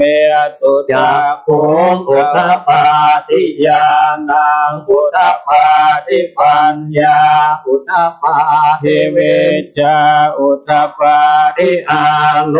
โกอุทธปาทิตังโฆปนิตังทุกขังอริยสัจจังปริญญาตันติเมภิกขเวภูเปอนันโนสุเตสุอัมเมสุจักขุงอุทธปาทิญาณังอุทธปาทิปัญญาอุทธปาทิวิจจาอุทธปาทิอาโลโกอุทธปาทิทางโตกัสสมุทัยโยอริยสัจจังติเมภิกขเวภูเปอนันโนสุเตสุธัมเมสุจักขุงอุทธปาทิญาณังอุทธปาทิปัญญาอุทธปาทิวิจจาอุทธปาทิอาโลโกอุทธปาทิตังโฆปนิตังทุกขสมุทัยโยอริยสัจจังปหาตัพพันติเมภิกขเวภูเปอนันโนสุเตสุธัมเมสุจักขุงอุทธปาทิญาณังอุทธปาทิปัญญาอุทธปาทิวิจจาอุทธปาทิอาโลโกอุทธปาทิตังโฆปนิตังทุกขสมุทัยโยอริยสัจจังปะเอนันติเมภิกขเวภูเปอนันโนสุเตสุอัมเมสุจักขุงอุทธปาทิญาณังอุทธปาทิปัญญาอุทธปาทิวิจจาอุทธปาทิอาโลโกอุทธปาทิอิทังโภคนิโรธอริยสัจจังติเมภิกขเวภูมิเปอนันโนสุเตสุธัมเมสุจักขุงอุทธปาทิญาณังอุทธปาทิปัญญาอุทธปาทิวิจจาอุทธปาทิอาโลโกอุทธปาทิตังโฆปนิตังทุกขานิโรธอริยสัจจังจัตติกาตัมพันติเมภิกขเวภูเปอนันโนสุเตสุธัมเมสุจักขุงอุทธปาทิญาณังอุทธปาทิปัญญาอุทธปาทิวิจจาอุทธปาทิอาโลโกอุทธปาทิโฆปนิทังทุกขนิโรธอริยสัจจังจัตติกาตันติเมภิกขเวภูเปอนันโนสุเตสุธัมเมสุจักขุงอุทธปาทิญาณังอุทธปาทิปัญญาอุทธปาทิวิจจาอุทธปาทิอาโลโกอุทธปาทิอิทังทุกขนิโรธคามิเนปฏิปัสสะอริยสัจจันติเมภิกขเวภูเปอนันโนสุเตสุอัมเมสุจักขุงอุทธปาทิญาณังอุทธปาทิปัญญาอุทธปาทิวิจจาอุทธปาทิอาโลโกอุทธปาทิตังโฆปนิทังทุกขานิโรธคามิเนปฏิปทาอริยสัจจังโพเวตาปันติเมภิกขเวภูมิเปอนันโนสุเตสุธัมเมสุจักขุงอุทธปาทิญาณังอุทธปาทิปัญญาอุท ทปาทิวิชชาอุทปาทิอาโลโกอุทปาทิตังโกปนิตังทุกขานิโรธคามิเนปฏิปทาอริยสัจจังภาวิตังติเมเภิกขเวอมเปอนันโนสุเตสุธัมเมสุจักขุงอุทปาทิญาณังอุทปาทิปัญญาอุทปาทิวิชชาอุทปาทิอาโลโกอุทปาทิยาวะปิวันจะเมเภิกขเวอิเมสุจตุสุอริยสัจเจสุเอวันติปาริวัตตังภวตัสสะกานังยะถาโพตังญาณทัสสะนังนะโสวิโสตังอโหสิเนวตาวาภิกขเวสัมเอวะเกโลเกสัมมาระเกสัพพมะเกสัสสะมณพรหมริยาปัจจายสัตเทวมนุสสายะอนุตตรังสัมโพธิอภิสัมโพโตปัญจายาสิงยโตจะโพเมภิกขเวอิเมสุจโตสุอริยสัจเจสุเอวันติปริวัตตังภวาตัสสะกาลังยะถาภูตังญาณทัสสะนังนะสุตตังอโหสิอาหังภิกขเวสเทวะเกโลเกมะเกสัพพังมะเกสัสสะมณพรหมนิยาปัจจายสเทวมนุษยะอนุตตรังสัมมาสัมพุทธิอภิสัมพุทโตปัจจยาสิงอนันจะตะเมตัสสะนังอุตตาทิอาโกปาเมวิมลติยามันติมาจาตินาติทานิปุนาภวติอิทัมโวจะภควาอัตตมนาปัญจวัคคียาภิกขุภควโต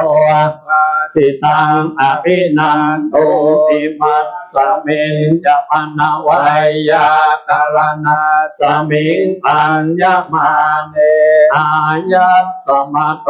ปนอัญญาสวิราจังปิตมาลังธรรมจักเก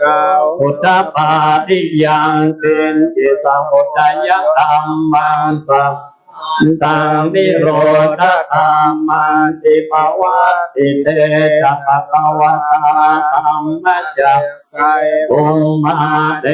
วาสันตมนุสาเวสุเอตาภควตาธรรมจิยังอิสิปตะเนมิกทาเยอนุตตรังธรรมจักกังวัตติตังอัปปติวัตติยังสมะเนนวาเทมะเนนวาเทเวนวามาเลนวาธัมมนาวาเกณทิวาโลกัสสมิเตโอมมานังเทวานังสัทธังสุตวาจาตุมมหาราชิกาเทวาสันตมนุสาเวสุจาตุมมหาราชิกานังเทวานังสัทธังสุตวาตาวติสาเทวาสันตมนุสาเวสุจาวติสานังเทวานังสัทธังสุตวามาเทวาสันตมนุสาเวสุยามานัง เทวานังสัตตังสุตวาทุสิตาเทวาสัตตมนุสสาเวสุทุสิตานังเทวานังสัตตังสุตวานิมมานรติเทวาสัตตมนุสสาเวสุนิมมานรตินังเทวานังสัตตังสุตวาปารณิมิตวาวัตติเทวาสัตตมนุสสาเวสุปารณิมิตวาวัตตินังเทวานังสัตตังสุตวาปัมมะปาริจจัตจาเทวาสัตตมนุสสาเวสุปัมมะปาริจจัตจานังเทวานังสุตวาปัมมะปะโรหิตาเทวาสัตตมนุสสาเวสุปัมมะนางเทวานังสัตตังสุตวาปัมมะเทวาสัตตมนุสสาเวสุมหาปัมมะนางเทวานางสัตตังสุตวาปริตตาเทวาสัตตมนุสสาเวสุปริตตาปานังเทวานางสัตตังสุตวาอัปปมานาเทวาสัตตมนุสเวสุอัปปมานาเทนังเทวานังสัตตังสุตวาอาคัสสราเทวาสัตตมนุสสาเวสุอาคัสสรานังเทวานังสัตตังสุตวาปริตตาสุอาเทวาสัตตมนุสสาเวสุปริตตาสุอานังเทวานังสัตตังสุตวาอัปปมานาเทวาสัตตมนุสสาเวสุอัปปมานาปุรานังเทวานังสัตตังสุตวาสุภกินนาคาเทวาสัตตมนุสสาเวสุสุภกินนาคานังเทวา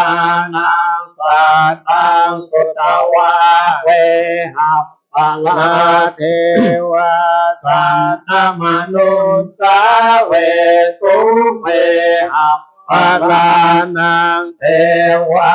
นังสัตตังสุตวาอวิหาเทวาสัตตมนุสสาเวสุอวิหานังเทวานังสัตตังสุตวาปาเทวาสัตตมนุสสาเวสุอัตตปานังวานังสัตตังสุตวาสุทัพติเทวาสัตตมนุสสาเวสุสุทัสสานังเทวานังสัตตังสุตวาสุทัสสีเทวาสัตตมนุสเวสุสุทัสสีนังเทวานังสัตตังสุตวาอัตตนิทธาเทวาสัตตมนุสสาเวสุเอตัมภะคะวะตาอารานะ สิยังอิสิปตาเนมิกาเยอนุตตรังธรรมจักกังภวัตติตังสัพพติวัตติยังสมณเณนะวาธรรมเณนะวาเทเวมาเรนะวาวาเกนะทิวาโลกัสสมิติอิติหะเตนะกะเนนะโมนะโมเตนะนะวะคัมมะโลกาสันอาโภอาสิอายังยัตสัสสะโลกาตาตุกัมปิสัมปะกัมปิสัมปะเวทิอัปปมาโนจะโอลาโนโอภาโสโลเกปาตุระโหสิอติกัมเยวะเทวานังเทวานุภาวังอะระโหภะคะวะอุทานังอุทาเนติสัตกายปิทัตโพโกทัญโยอัญญาสิวัตโพโกทัญโยติอิติตังอายะสมโตทัญญาสัญญาทัญโยตเววนา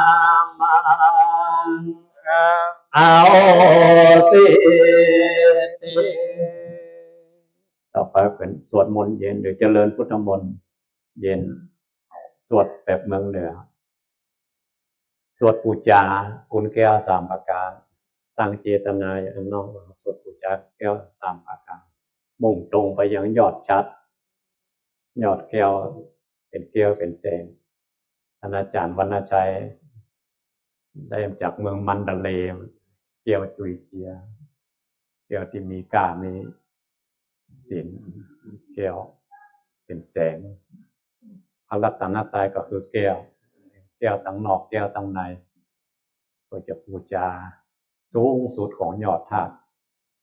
อาจารย์ได้สร้างพระธาตุสำเร็จแล้วเป็นยกฉัตรคนผูกครูบาอาจารย์ทั้งผู้เฒ่าผู้แก่เป็นร้อยตนอันนั้นไปจะทำแบบพิธีแบบฉลองแบบทางการอันนี้เขาสวดแบบบูชาแบบที่เขามาด้วยใจศรัทธาท่านอาจารย์วรรณชัยบูชาความเพียรเป็นได้แปลงถึง12 ปีกันนะเนาะบูชาความเพียรท่านอาจารย์ได้สร้างพระธาตุสำเร็จนิมนต์ครูบาอาจารย์ทุกโลกศรัทธาด้วยกันเนี่ยเขาสวดด้วยกันเนาะสวดเอาพระปริตของพระองค์อัดยายซื้อขนมยายโบราณมาเขาเอาธรรมของพระองค์เนี่ยมาสาธยายบูชาพระพุทธองค์นั่นเป็นพระองค์พระธาตุเจ้าโจโพคนไหนผ่านไปผ่านมายังความเลื่อมใสเกิดขึ้นในกุศลแก้วสามประการก็เป็นบุญเป็นกุศลทั้งคุณสร้างผลที่ระลึกถึงใจสื่อไปถึงพุทธเจ้ามันเนาะเอาพุทธเจ้ามาเป็นที่จังที่เพิ่มที่ระลึกโดยอาศัยยอดธาตุที่เขาจะสวดบูชาคืนนี้แหกเมื่อคืนนี้ก่อน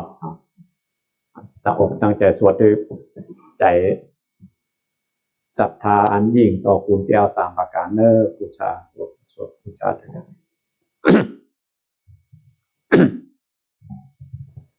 นะโมตัสสะภะคะวะโตอะระหะโตสัมมาสัมพุทธัสสะนะโมตัสสะภะคะวะโตอะระหะโตสัมมาสัมพุทธัสสะนะโมตัสสะภะคะวะโตอะระหะโตสัมมาสัมพุทธัสสะพุทธังสรณังคัจฉามิธัมมังสรณังคัจฉามิสังฆังสรณังคัจฉามิทุติยัมปิพุทธังสรณังคัจฉามิทุติยัมปิ ติธัมมังสารานังกัจจามิโตติยัมปิสังฆังสารานังกัจจามิตติยัมปิพุทธังสารานังกัจจามิตติยัมปิธัมมังสารานังกัจจามิตติยัมปิสังฆังสารานังกัจจามินะโมเมสัพพะโคตานังปะติงสาวาระกาโนตังนังกาโลมหาวิโรเมตังกาโลมหายาโสสารานังกาโลโลกายโตติปังกาโลโยติกาโลโกตัญโยจานาปะโมโกปังกาโลปุริสัสสะโอสุมาโนสุมาโนติโรเรวะโตระเทวตาโนโสภิโตโกนาสัมปันโนอาโนมาตัสสิจานุตตโมปะทุโมโรปัจโจโตนาราโตอาลาสาลาติปะโตมุตตาโลสัตตาสาโลสุเมโตอัปตาปุกาโลสุจาโตสัมภาโลกะโควิยาทัสสินาลาสะโพอัตตาทัสสิกาโลนิโกธัมมาทัสสิตาโมโนโตสิตาโตอาสัมโมโลเกติโสจาวาละตังวาโลโสจาปาวะโลพุทโธวิปัสสิจานุปาโมสิกิสัพพายโตสัตตะเวสะปุสุขันตายะโภคาปุสันโตสัตตะวะโอโกนาคังมันโนรังนันจาโอกัสสะปุสิริสัมปันโนโกตโมสักกายะโภอัตตาวิสติสังฆาตาอิเมพุทธามาหิติกาการุณาคุณสัมปันนาสัพพะโลกาภิปูจิตาเอเตตัสสะภาลาพุทธาอุตตมาคาปุกาลาเตปิสังฆาปุนาปิติเยอามาตังปะตังเอเตพุทธาติตัจจมังคาลาโอติสัพพะตา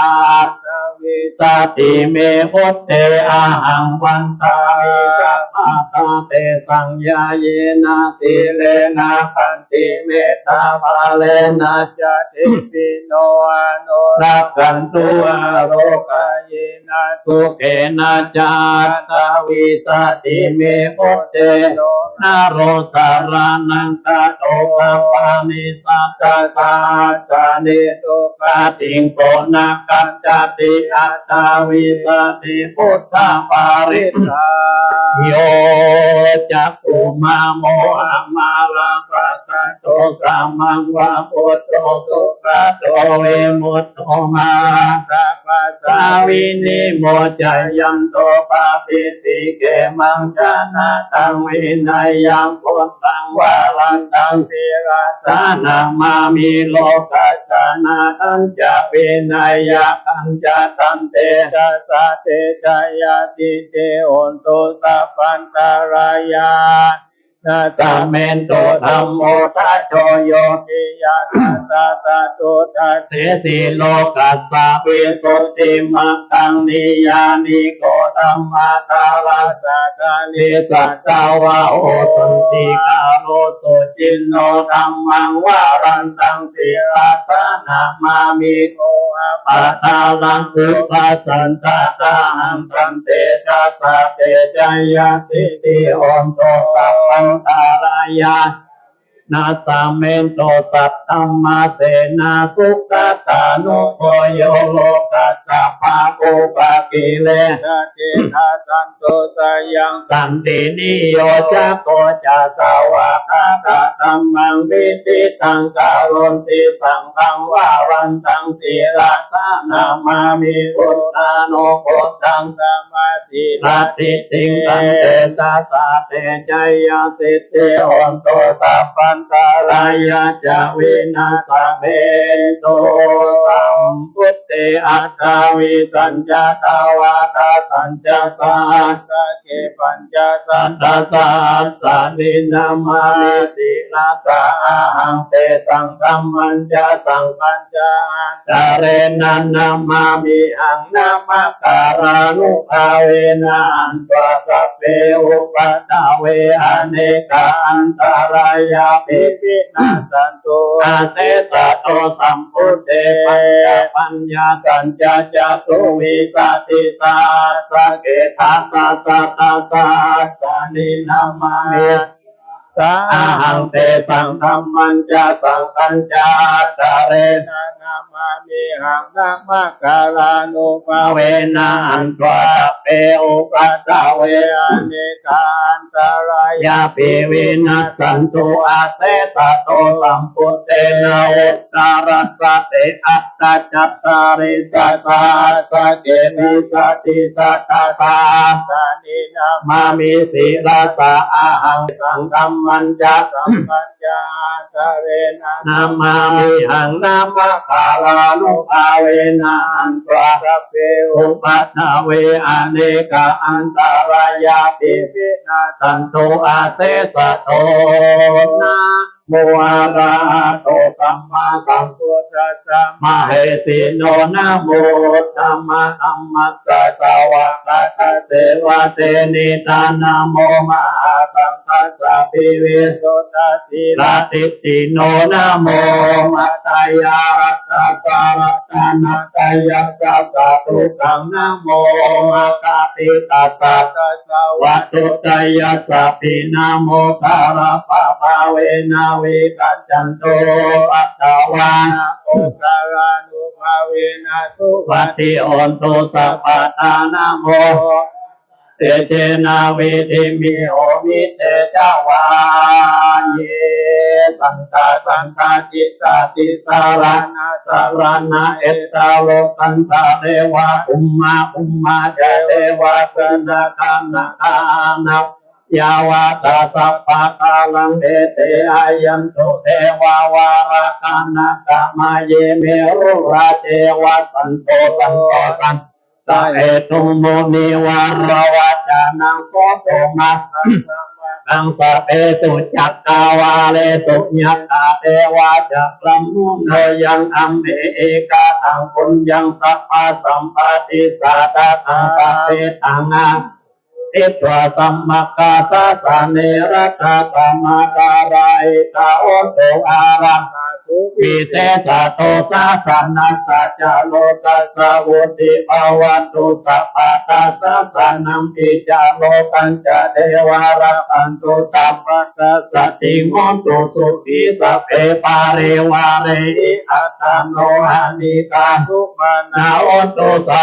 สัพเพอิยติปิราชโตวะโตระโตวะมนุสโตวะอามนุสโตวะอักขิโตวะอุตตะโตวะปิสัจจโตวะอนุกะโตวะกันดากะโตวะนาคตะโตวะจันนะปัตตะอุกะโตวะสัตตมะโตวะจันติติโตวะสัพพุริสโตวะจันตาอัตติอัสสมิกะโคนะกุปุระอะหิวิจิกะมานิสัพพติปิอัจจตรัสสะสุกาลา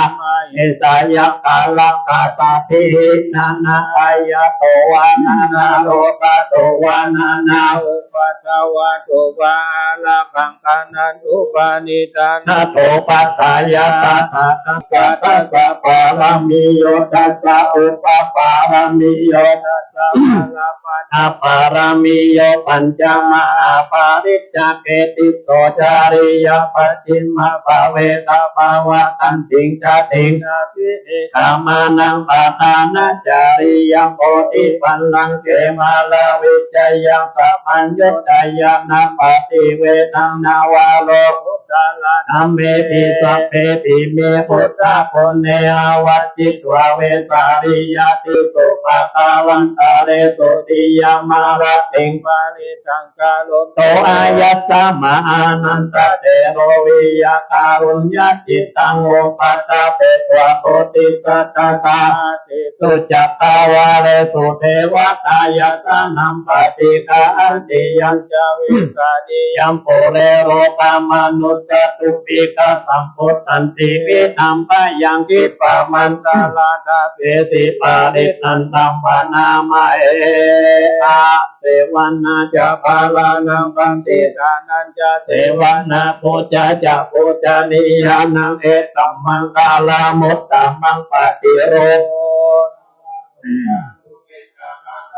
ยะตาอัตตาสัมมาปานิติจาเอตัมมังคาลามุตตะมังภาอุสัจจัญจสิปัญจวินัยโยจะสุสิกิโตสุภาสิตาจายาวาจาเอตัมมังคาลามุตตะมังมาตาปิโต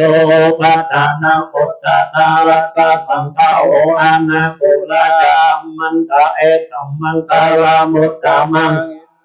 ธรรมจาริยจายาตตานันจะสังฆาโออานาวจานิคัมมาเนธัมมังคาลามุตตะมัง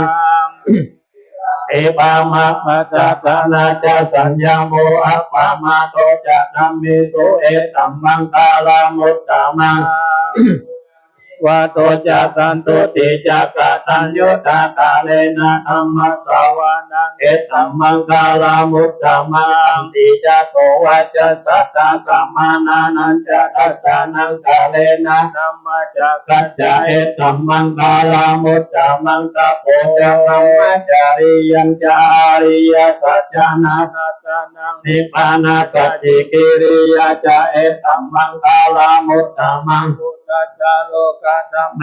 จิตตังยัสสนะคัมปติอาโสตังวิราจังเตมังเอตัมมังคาลามุตตะมังอิตาติสานิกัตตวนาตัมมะปาราจิตาสัพพันธโสติกัจจันติตันเตสัมมังคาลามุตตะมันติมามังคาลาสุตา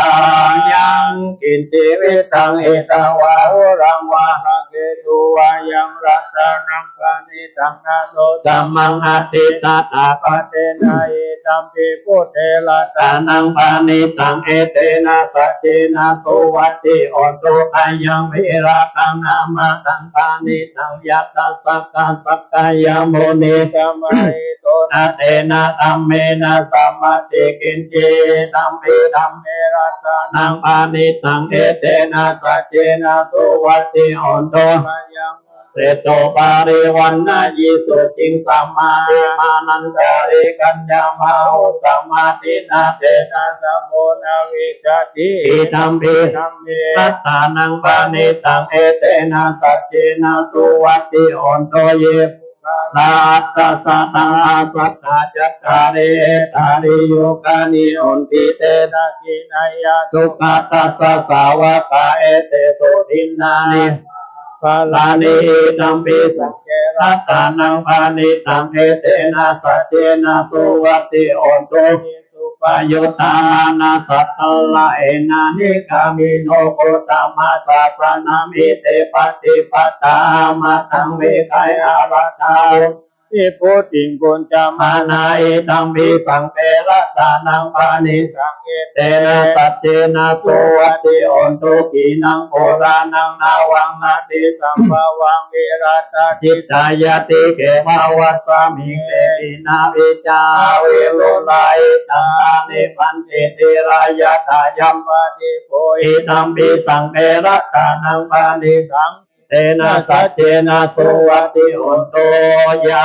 นิตะโพธานิสัมมาคาตานิโหมานิวายานิวาอันตาริเกตาตาตาตาเทวมนุสสะโพธิตังพุทธังนามาสัมมาสุวัตติโอนโตยานิตะโพธานิสัมมาคาตานิภุมมานิวายานิวาอันตาริสัทธาคาตังเทวมนุสสะโพธิตังธัมมังนามาสัมมาสุวัตติโอนโตยานิตาพุทธานิสัมมาคาทานิภุมมานิวายานิวาอันตาริเกตาตาคาตังเทวมนุสสะโพธิตังสังฆังนามาสัมมาสุวัตติโอนโต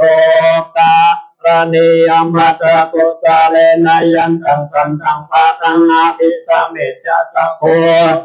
โส สุวัจโจจัสสุวัจโจจัสสะมุตุอานาติมานิสันตุสัพโพจัสสุปาโลจาปะปิโจจัสสันนาหุกะโหติสันตินดาริโยจะนิปะโคจะอัปปะตะโพเดสุอานานุกิโตนะจะพุทธังสัมมาจาเรกินจิเยนะปิโยปะเนโอปะวัตเตยุสุกิโนวะเอมิโนโตสัพเพสัตตาภาวันโตสุขิตตาเยเกจิปานาโพธาติตาสาวะตาวะราวานาวะเสสะติกาวะเยมาอันตาวะวะจิมาลาสกานุกะตุลติกาวะเยจาติตาเยจะโตเรวะสันติอาวิตุเรอุตาวะสัมภเวสีวะสัพเพสัตตาภาวันตุสุขิตังอานาปาโรปารังนิโกเอตานาติมัจเจตตัตตาตินังกินจิปายาโรสนาปะติกาสัญญานัญญามัญญาสัพพังยะตานิยังพุทธังอายุสาเอกาพุทธมนุระเกวังติสัพพะพุทเตสุมานาสัมภาวะเยอปาริมานังอาโลกัสสมิงมานาสัมภาวะเยอปาริมานังตังอาโดจติริยัญจาสัมปะตังอเวรังอาสัมปะตังนิตัญจารังนิสินโนวะไสยโนวายาวัตสวิกตังโตเอตังสติงอาติตยะอัมมะเมตังวิหารังอิตังมาโอติติญญานุภะคัมมะศีลาวัตสะเนนะสัมปันโนเวนายะเกตังนาเอจาตุกัปปะสยังโพนาเรเตติการานิยมเมตตาสุตาวิรูปะเกเมเมตตังเมตตังปะเตเมจัปปายาอุเตเมเมตตังเมตตังคันนาโคตามะเกจะอาปาตะเกเมเมตตังเมตตังทิปาตะเกเมจตุปะเมเมตังเมตังมาหุปะเตเมมามังอาปาตะโกอิสิมามังทิปาตะโกมามังจัตุปะโตอิสิมามังอิสิภะอุปะโตสัพเพสัตตาสัพเพมานาสัพเพอัตตารานิปัสสันโตมากินจิปะปะมาคัมมาอัปปะมาโนพุทโธอัปปะมาโนธัมโมอัปปะมาโนสังโฆตานิเสริงสัปปานิอายิวิจิกาสัตตาปะติวันนานาภิสาระโมโมสิกาตตาเมระปาริตตาปะติกามันตุโอตานิโสหังนะโมนะโมสัตตังนังสัมมาสัมพุทธานันติอุเทตยัญจะโกมาเอการาชาริสาวันโนปะปะโสตังตังนามัสสามิอาริสาวันนังปะตาวิปะปะสังกายัสสะพุทธาวิอาเรโมติวาสังเยพระมานาเวทาภูสัพพะธัมเมเตเมนะโมเตจัมมังบาลายันโตนามัตโตพุทธานังนามัตโตโอติยานะโมยาอิมังโสภาริตังตัตวโมโรจารติเอสนาอเปตยังจะภูมาเอการาชาริสาวันโนโสตังตังนามัสสามิอาริสาวันนังปะตาเวปะปะสังทายัสสะพุทธาวิอาเรมุรติเยปัมมานาเวสัพพุสัพพะธัมเมเตเมนะโมเตจัมมังปะลายันโตนามัสสุพุทธานังโพธิญาณโมเอมุตตานังนาโมยาอิบังโสภาริตังคัตโตโมโรจารติปะยิติอัตติโลเกศีลาคุณโนสัจจังโสจยานุทายาเตนะสัจเจนะ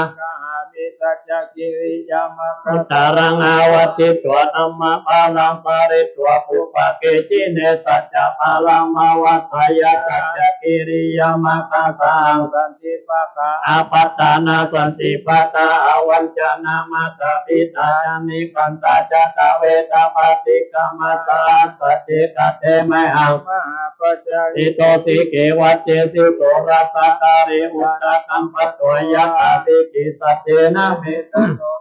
เอสาเมสัจจะปารมีเตปัสสิสัมนามาตุจักขุมันตัสสะสิริมาตุสิกิสสัพพินามาตุ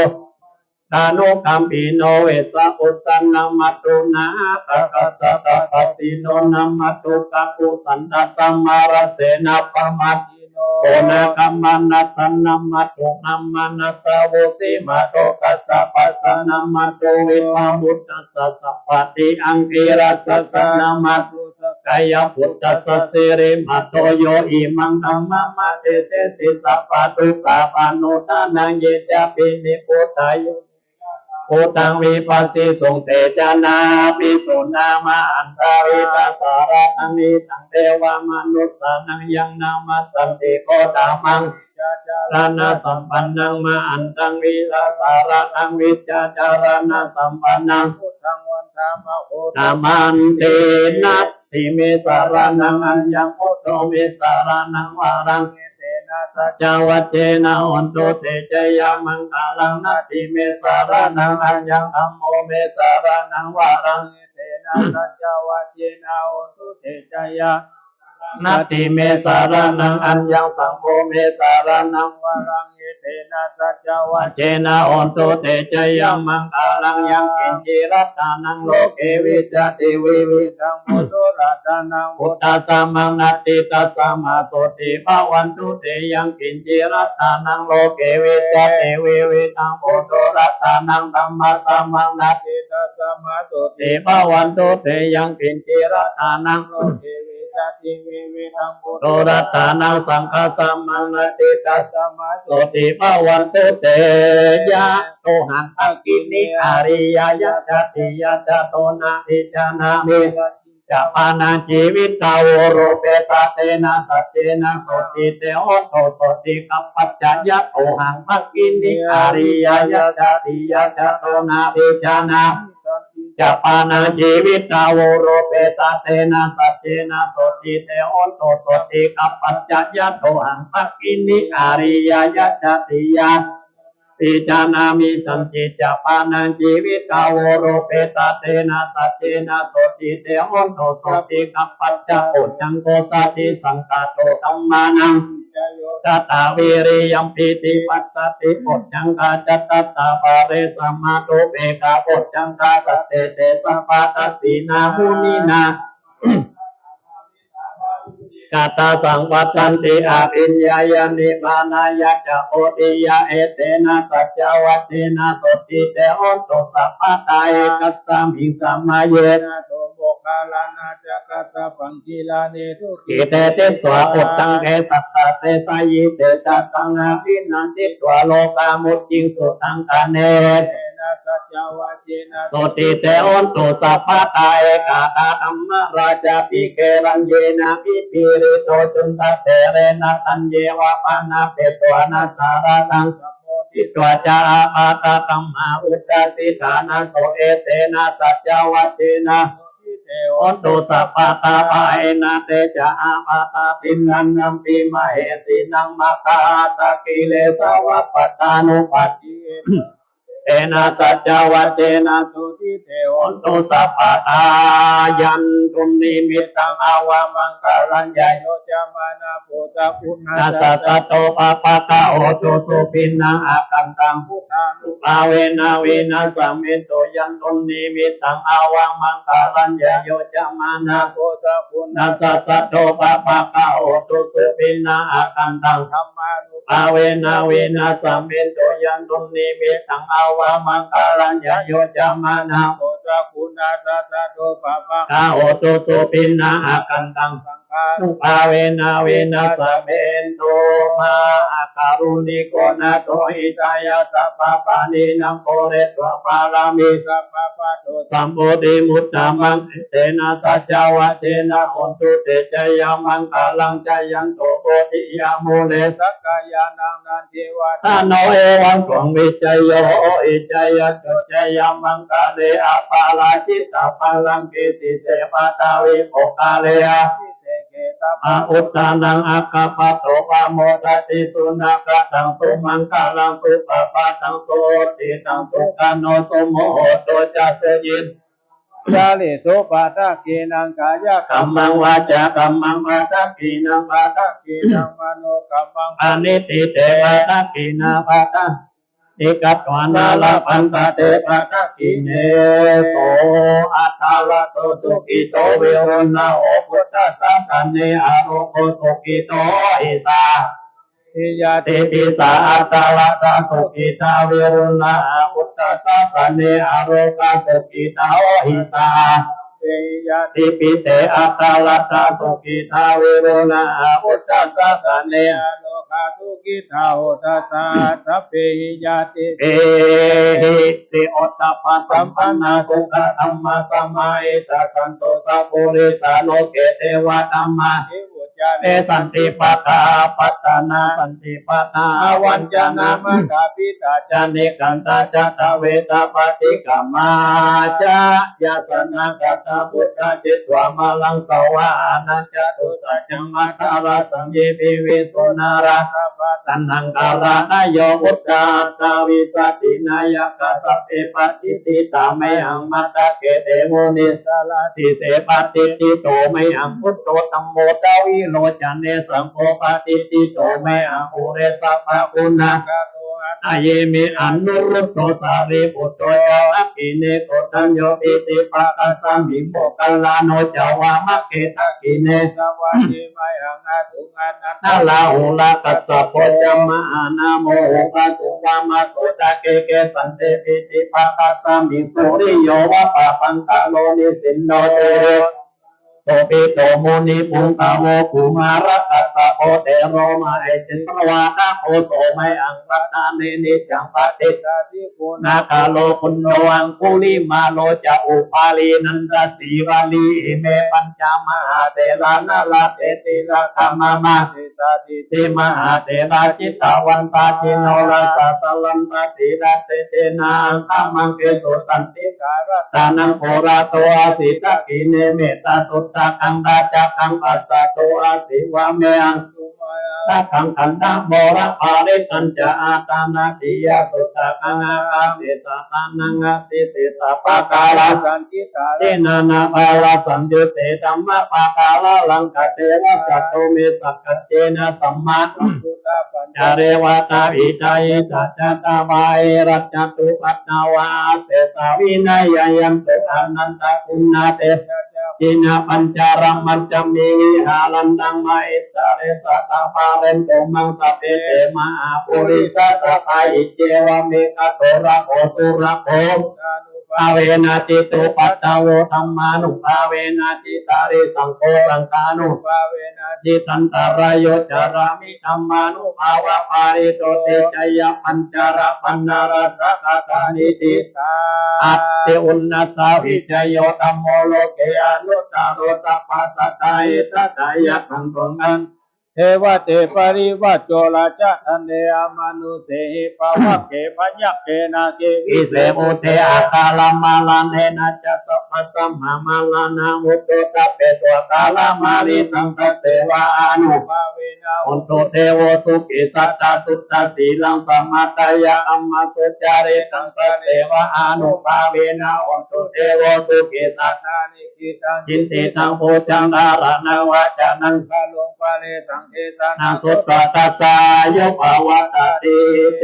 สัพกัตวพุทธารัตานังโอสัตตังพุทธังมังวาลังหิตังเทวามนุสสานังพุทธเตเจนะสตินานาสันตุปัตตาวาสัพเพทุกขาวุปัสสะเมตุเตสักกัตวธัมมารัตานังโอสัตตังพุทธังมังวาลังปาเรราปัสสมานังนัมมะเตเจนะโสตินานาสันตุปัตตาวาสัพเพปยาปัสสะเมตุเตสักกัตวสังฆารัตานังโอสัตตังพุทธังมังวาลังอาหุนายยังปาหุนายยัง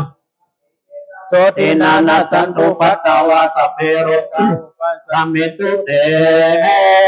จัตตังเทวามนุสสานังกาตุตังติติกังลาสังอัมบิลังลาวันนันเจวะสัพพะปายตินะเอกาทาวิติจตุปัญจจตาตินังปัตตายาวะตุปาวินัสสันตุชีวิตานังกัตันตุเตชีวิตานังกัตันตัสสะอายุวันนัง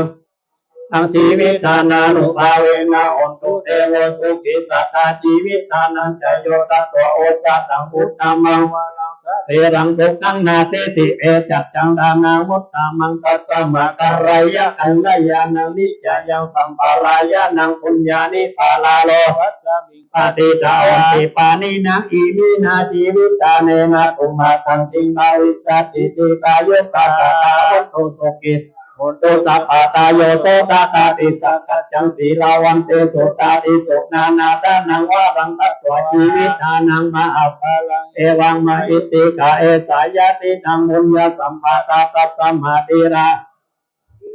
ตาตาอุญญาตันติอติอุณนัสสาวิจโยนิติโตหน้า31นะเมตตายะภิกขเวเจโตวิมุตติยาเสวิตายะภาวิตายะมโหริกตายะยานิกตายะวันอนุติตายะปาริติตายะสุสมารัตตายะเอกาตัสสานิสังสาปฏิกังกัตตะเมกตัสสะสุเตโสกังปฏิปุจจตินาปาปะกังโสปีนังปัสสติมนุสสานังปิโยติอามนุสสานังปิโยติเทวตารักันตินาสะเกวะสัตตังวากามติตุวะตังจิตตังสมาติยาติมุขวันโนวิปัสสิตติอาสมุนโอกาลังคารุติอุตตริงอปติวิจันโตอิเมตตายะภิกขเวเจโตวิมุตติยาเสวิตายะภาวิตายะยายานิกตายะวัตถุกตายะอนุติตายะภาริติตายะสุสมารัตตายะอิเมกตัสสานิสังสาปฏิกังคติธรรมโหมานาเตปิโกภะคะวะโตปัสสิตังอภินันหน้า47ขวาข้างล่างบทกายคตาสติสติปัฏฐานกายที่พระองค์ตรัสไว้1 ใน 14ข้อ6 หมวดเอาอาศัยคูณแก้3ประการแผ่มายังกายยังใจอาการ32ธาตุ4ดินน้ำลมไฟเขาทำงานปกติอย่าได้แปรปรวนอย่างหนักขึ้นไปถ้าแปรปรวนไปเจ็บไข้ได้ป่วยเจ็บไข้ได้ป่วยหนักก็คือเจ็บไข้ได้ป่วยน้อยเจ็บไข้น้อยป่วยเจ็บไข้ได้ป่วยน้อยก็คือปัญหาปัญหาบุญรักษาไว้ตามกฎอนิจจังถ้ามันจะเท่าจะแก่ก็เท่าจ้าลงหน่อยถ้ามันบอกไหวแต่ว่ามันจะตายแต่เนาะสิ้นอายุไขก็ค่อยไปตอนนี้เอาอาศัยสังขารร่างกายสร้างบุญสร้างบารมีสร้างบุญสร้างกุศลให้กระตุกเก่าครับอาศัยคูณแก้3ประการแผ่ไปยังกายยังใจเอานี้เนอะอัตติมัสสามิงกายเยเกสาโลมานะกาตันตาตาโจมังสังนาอารุอัตติมินจังวะกังตายังยากานังกิโลมาตังปิอาตังปะปะสังอันตังอันตะกุนังอุตตาริยังการิสังปิตังเสมังปุโตโลหิตังเมโตอัสสวะสาเกโรสิงคานิกาลสิกามุตตังมัตตะเกมัตตะลูกามิเตเสริเตเตมาเตเตโจจยาเสเตมาเอติมาปุณณปาริมิตาปุญญาอิการัสสะปันตารายานิวารณะสัมมาตัสสะภะคะวะโต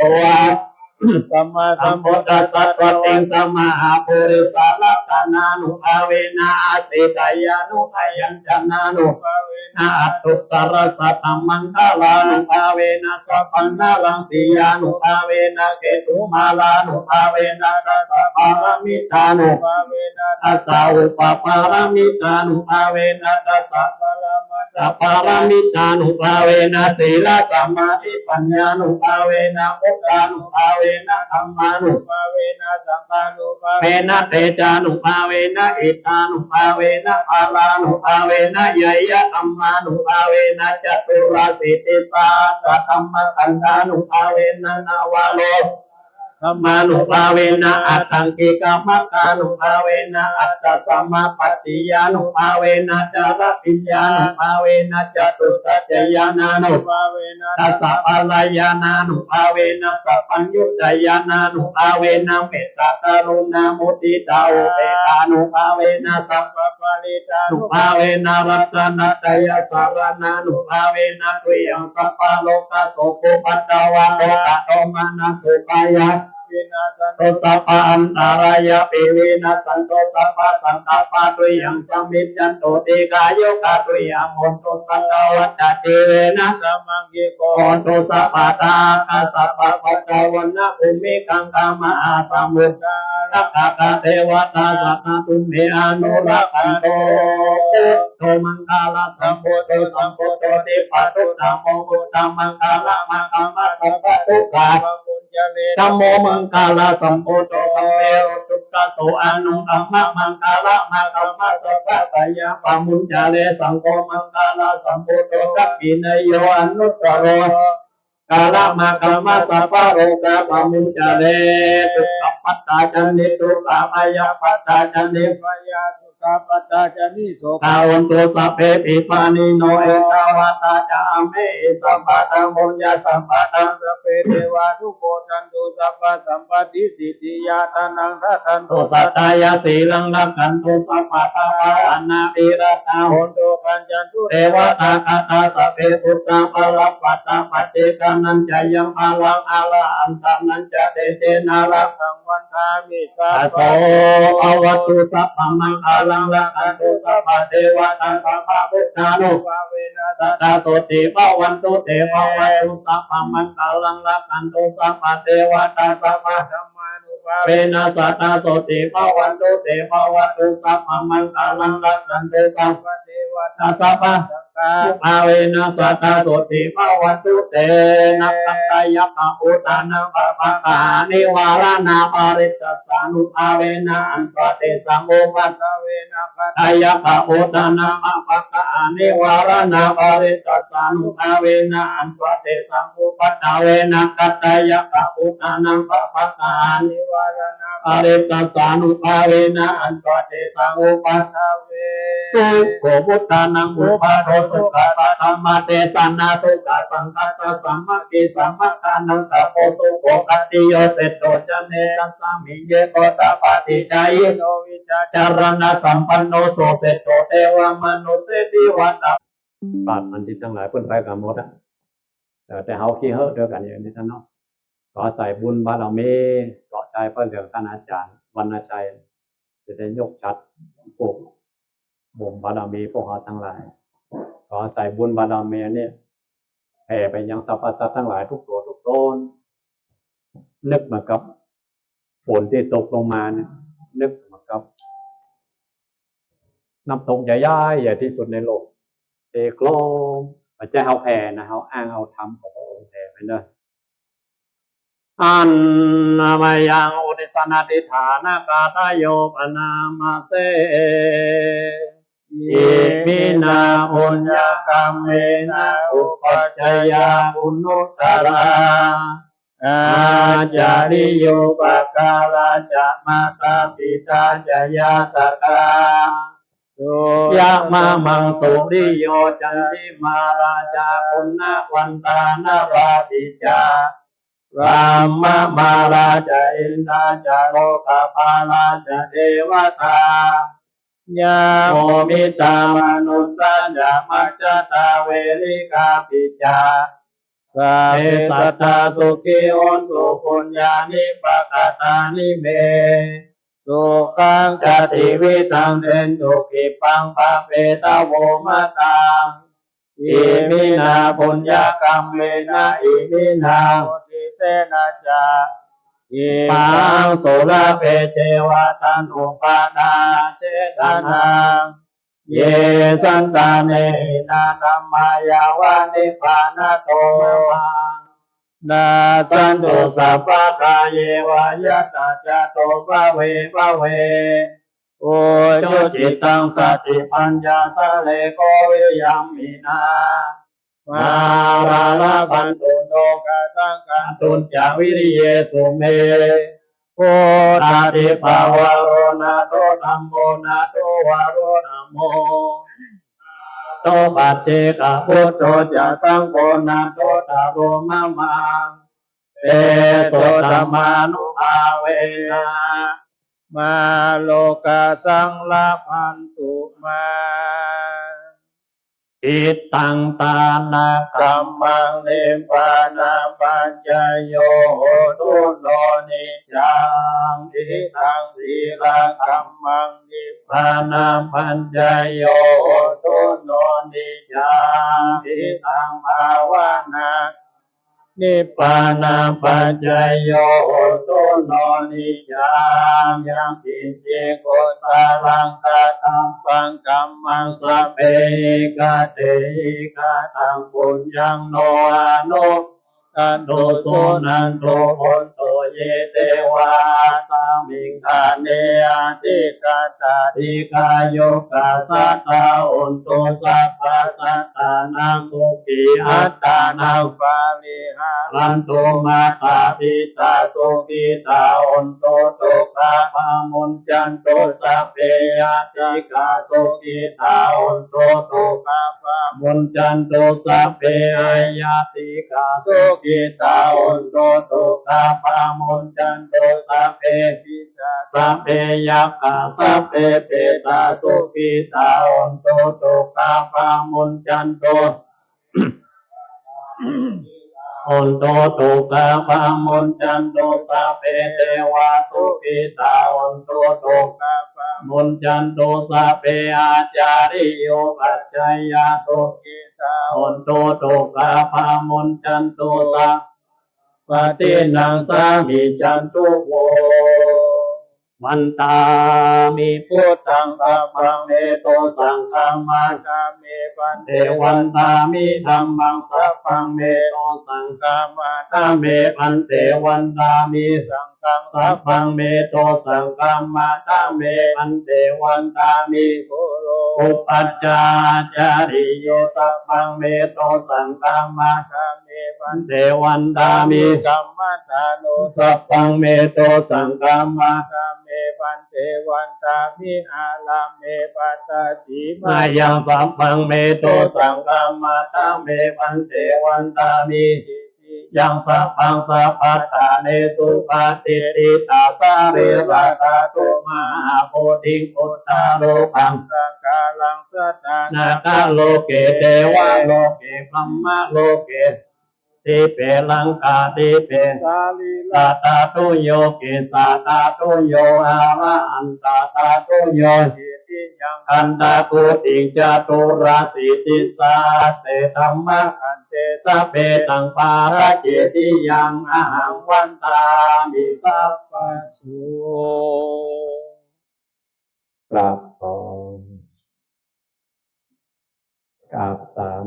มอบถึงเพื่อนเลยเนี่ยคือหัวจิเพื่อนในวัดตีนครูบาอาจารย์ตีอุปชาพ่อแม่อยู่เบื้องหน้าหัวเขาจิเท่ากันเลยนึกถึงคุณพ่อคุณแม่คุณครูบาอาจารย์เนอสาธุวันตา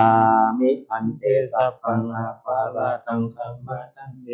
เตมยากตังปุญญังสามินาอนุโมทิตังสามินาปุญญังไมหังตาตพังสาธุสาธุอนุโมทามิสาธุไอ้เท่าเลยผมมีว่ะมีเห็นไหมสาธุ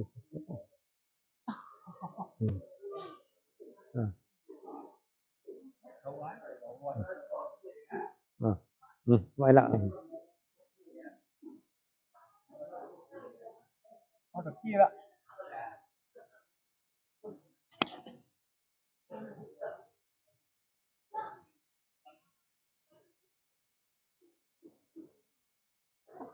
ลูกนี้จ้ะอารมณ์ดีบึ้งทดสอบทดสอบศรัทธาญาติโยมวันนี้ครูบาอาจารย์นะท่านอาจารย์พระครูสุเวชธรรมเสวีเจ้าคณะตำบลต้อยรอเขตหนึ่งเป็นหนึ่งเนาะวันนี้ในเมตตาเนาะขอขึ้นมาถึงหัวค่ำเนี่ยมาได้เตรียมกันครูบาอาจารย์ต้องมากันหลายรูปหลายองค์คนก็ไปกลางเต้นกันอย่างว่าก็เลยเหลือแต่ยังได้ลูกเนนมาสวดมนต์เติมน้ำยาเหี่ยวสักหน่อยอย่างนี้เนาะลูกเนนนี้มาจากวัดอันปากกลางเจริญสถานวันนี้จะมาเป็นมาสวดมนต์ตัวแล้วก็มาช่วยงานช่วยก็มาขวัญงานหนูแต่เจ้านี่ก็มีรางวัลไปหลายอาตมาก็เป่าพุทธเลยนะพุทธแทบจะตังใบชาวเนาะแจก2 รอบวันนี้ไหนจะทำบุญเนาะกับครูบาอาจารย์ที่เปิดคำว่าสวดมนต์วันนี้ก็เอาถวายที่ลูกเนรเนี่ยในคนชาวก็ยินคุ้มค่าอาหารไปอาทิตย์หนึ่งเนี่ยเนาะก็เดียวนับมาเนาะนับมาเดี๋ยวทุลุงจะนับเดือนแล้วก็ฟังกันเนาะ เนาะลูกเนนนะไผ่จ่าไผ่จ่าอันเขาถวายลูกเนนว่าใส่พานไม่ถวายที่หัวหน้าเข้าคุณเลยนะอันนี้ก็ท่านพระครูอภิวัฒนวิกรมเนาะตอนนี้เป็นรองเจ้าคณะอำเภอไทยหลอมก็พอดีลูกเนนมาจากหลายที่หลายแห่งมาอยู่โดย14รูป14ตน14องค์นะก่อผ้าก่อมีขายเนี่ยเดี๋ยวนี้จำเป็นจะสอดตัดผ้าให้ลูกเนนว่างั้นครับนี่ก็คือคณะสงฆ์ของเราไม่ใช่มีงานด้านเดียวนะนอกจากเผยแผ่แล้วก็ยังสร้างศาสนาทายาทสามเณรก็คือเราก็แห่งสมณะวันหน้าก็จะเป็นพระสงฆ์องค์สังฆเจ้าอย่างครูบาอาจารย์ก็พาจากสถานภาพการเป็นสามเณรมาก่อนนะค่ำนี้คืนนี้ใครมีที่นอนแล้วไปมีที่นอนถ้านอนบนนี่เย็นนะก็จะตุ้มตั้มอากาศมันลมมันตีขึ้นมาถ้าทางบ่ฮู้ยะใดเนาะทางนี้มันก็ยังบ่มีเรียกว่ายังบ่มีผนังรอบเรียบร้อยกันเตือนนะตอนตั้งบนนี่ก็เลยอากาศจะเย็นสักหน่อยเนอะถ้าตั้งขึ้นนี่ก็จะอุ่นๆหน่อยนึงแต่ว่าตอนนี้ถ้าจะเต็มแล้วเนาะตั้งรูปนะตั้งพระสงฆ์องค์สังฆเจ้าครูบาอาจารย์ก็จะไปตั้งงานศาลาลายเนอะหลังอันตีอันข้างเจดีย์เนาะแต่ศรัทธาญาติโยมก็คงจะอย่างนี้กันละคืนนี้เนอะถ้าไผ่นอนที่นี่จะมีแขกมาอยู่คืนนี้พี่น้องทางบนดอยก็ยังทยอยกลับมาเลยเพราะฉะนั้นก็แอบคิดทางใดทางหนึ่งเมื่อเปิดก็จะมากันที่นี่ศรัทธาญาติโยมสำหรับการถ่ายทอดสดของเฮาที่นี่ก็คงจะยุติไว้ต่ออีกต่อให้สัญญาณปกติเป็นไปเนาะทางเฮานี่ก็จะได้ลดใช้เสียงเพราะว่าเดี๋ยวก็จะเตรียมให้อย่างหลายอย่างอยู่เนาะก็ขอบคุณกราบในเมตตาครูบาอาจารย์ทุกรูปทุกองค์สามเณรน้อยด้วยแล้วก็ศรัทธาญาติโยมที่เฮามาสวดมนต์ทำวัดด้วยกันวันนี้เราเป็นสิริมังคละเป็นมงคลกับตนตัวเฮาตัวแล้วก็กับสถานที่แห่งนี้ซึ่งเปิ้นจะมีพิธีใหญ่พิธีหลวงยกชัดบัจจัยหายะได้ง่ายๆเรื่องศรัทธากว่าจะได้ยกชัดนี่12 ปีมาแล้วนะศรัทธาไผ่ยังต้องจกแจกนะเอานมนี่ไปกำลังนะเอานมตรงนั้นตูนนะต่างก็ขอบคุณทางครูบาอาจารย์ท่านพระครูสมุทรวิสุวรรณวรกิจโจวันนี้ยกวัดฝ่ายหินมาหมดนะตึงมือซ้ายมือขวานะมาอยู่นี่หมดวันนี้ไผ่ก็อยากจะมาร่วมบุญโดยอยากจะมาหันพุทธศรีกิรีสนะเพิ่นก็เลยเอาลูกศิษย์ลูกหาเปิดตัวมาหมดหนึ่งวันนี้ยกวัดฝ่ายหินมาที่นี่แล้วพร้อมกับสถานีส่งตอนนี้ก็มอบรายการคืนกับทางสถานีเพื่อนเหมือนเดิมเนอะได้ลูกท่านมันเรียบร้อยแต่มันเป็นผู้ยุ่งอันเนี้ยก็เป็นอย่างเดิมนี่มันแปลงได้ไอ้จังเกิดมึงใหม่เนี่ยอุ๊บลงไปเดี๋ยวปั๊บจัดดอกให้กันเนี่ยจัดดอกมันคือมันอุ๊บลงไปไม่เป็นต่าง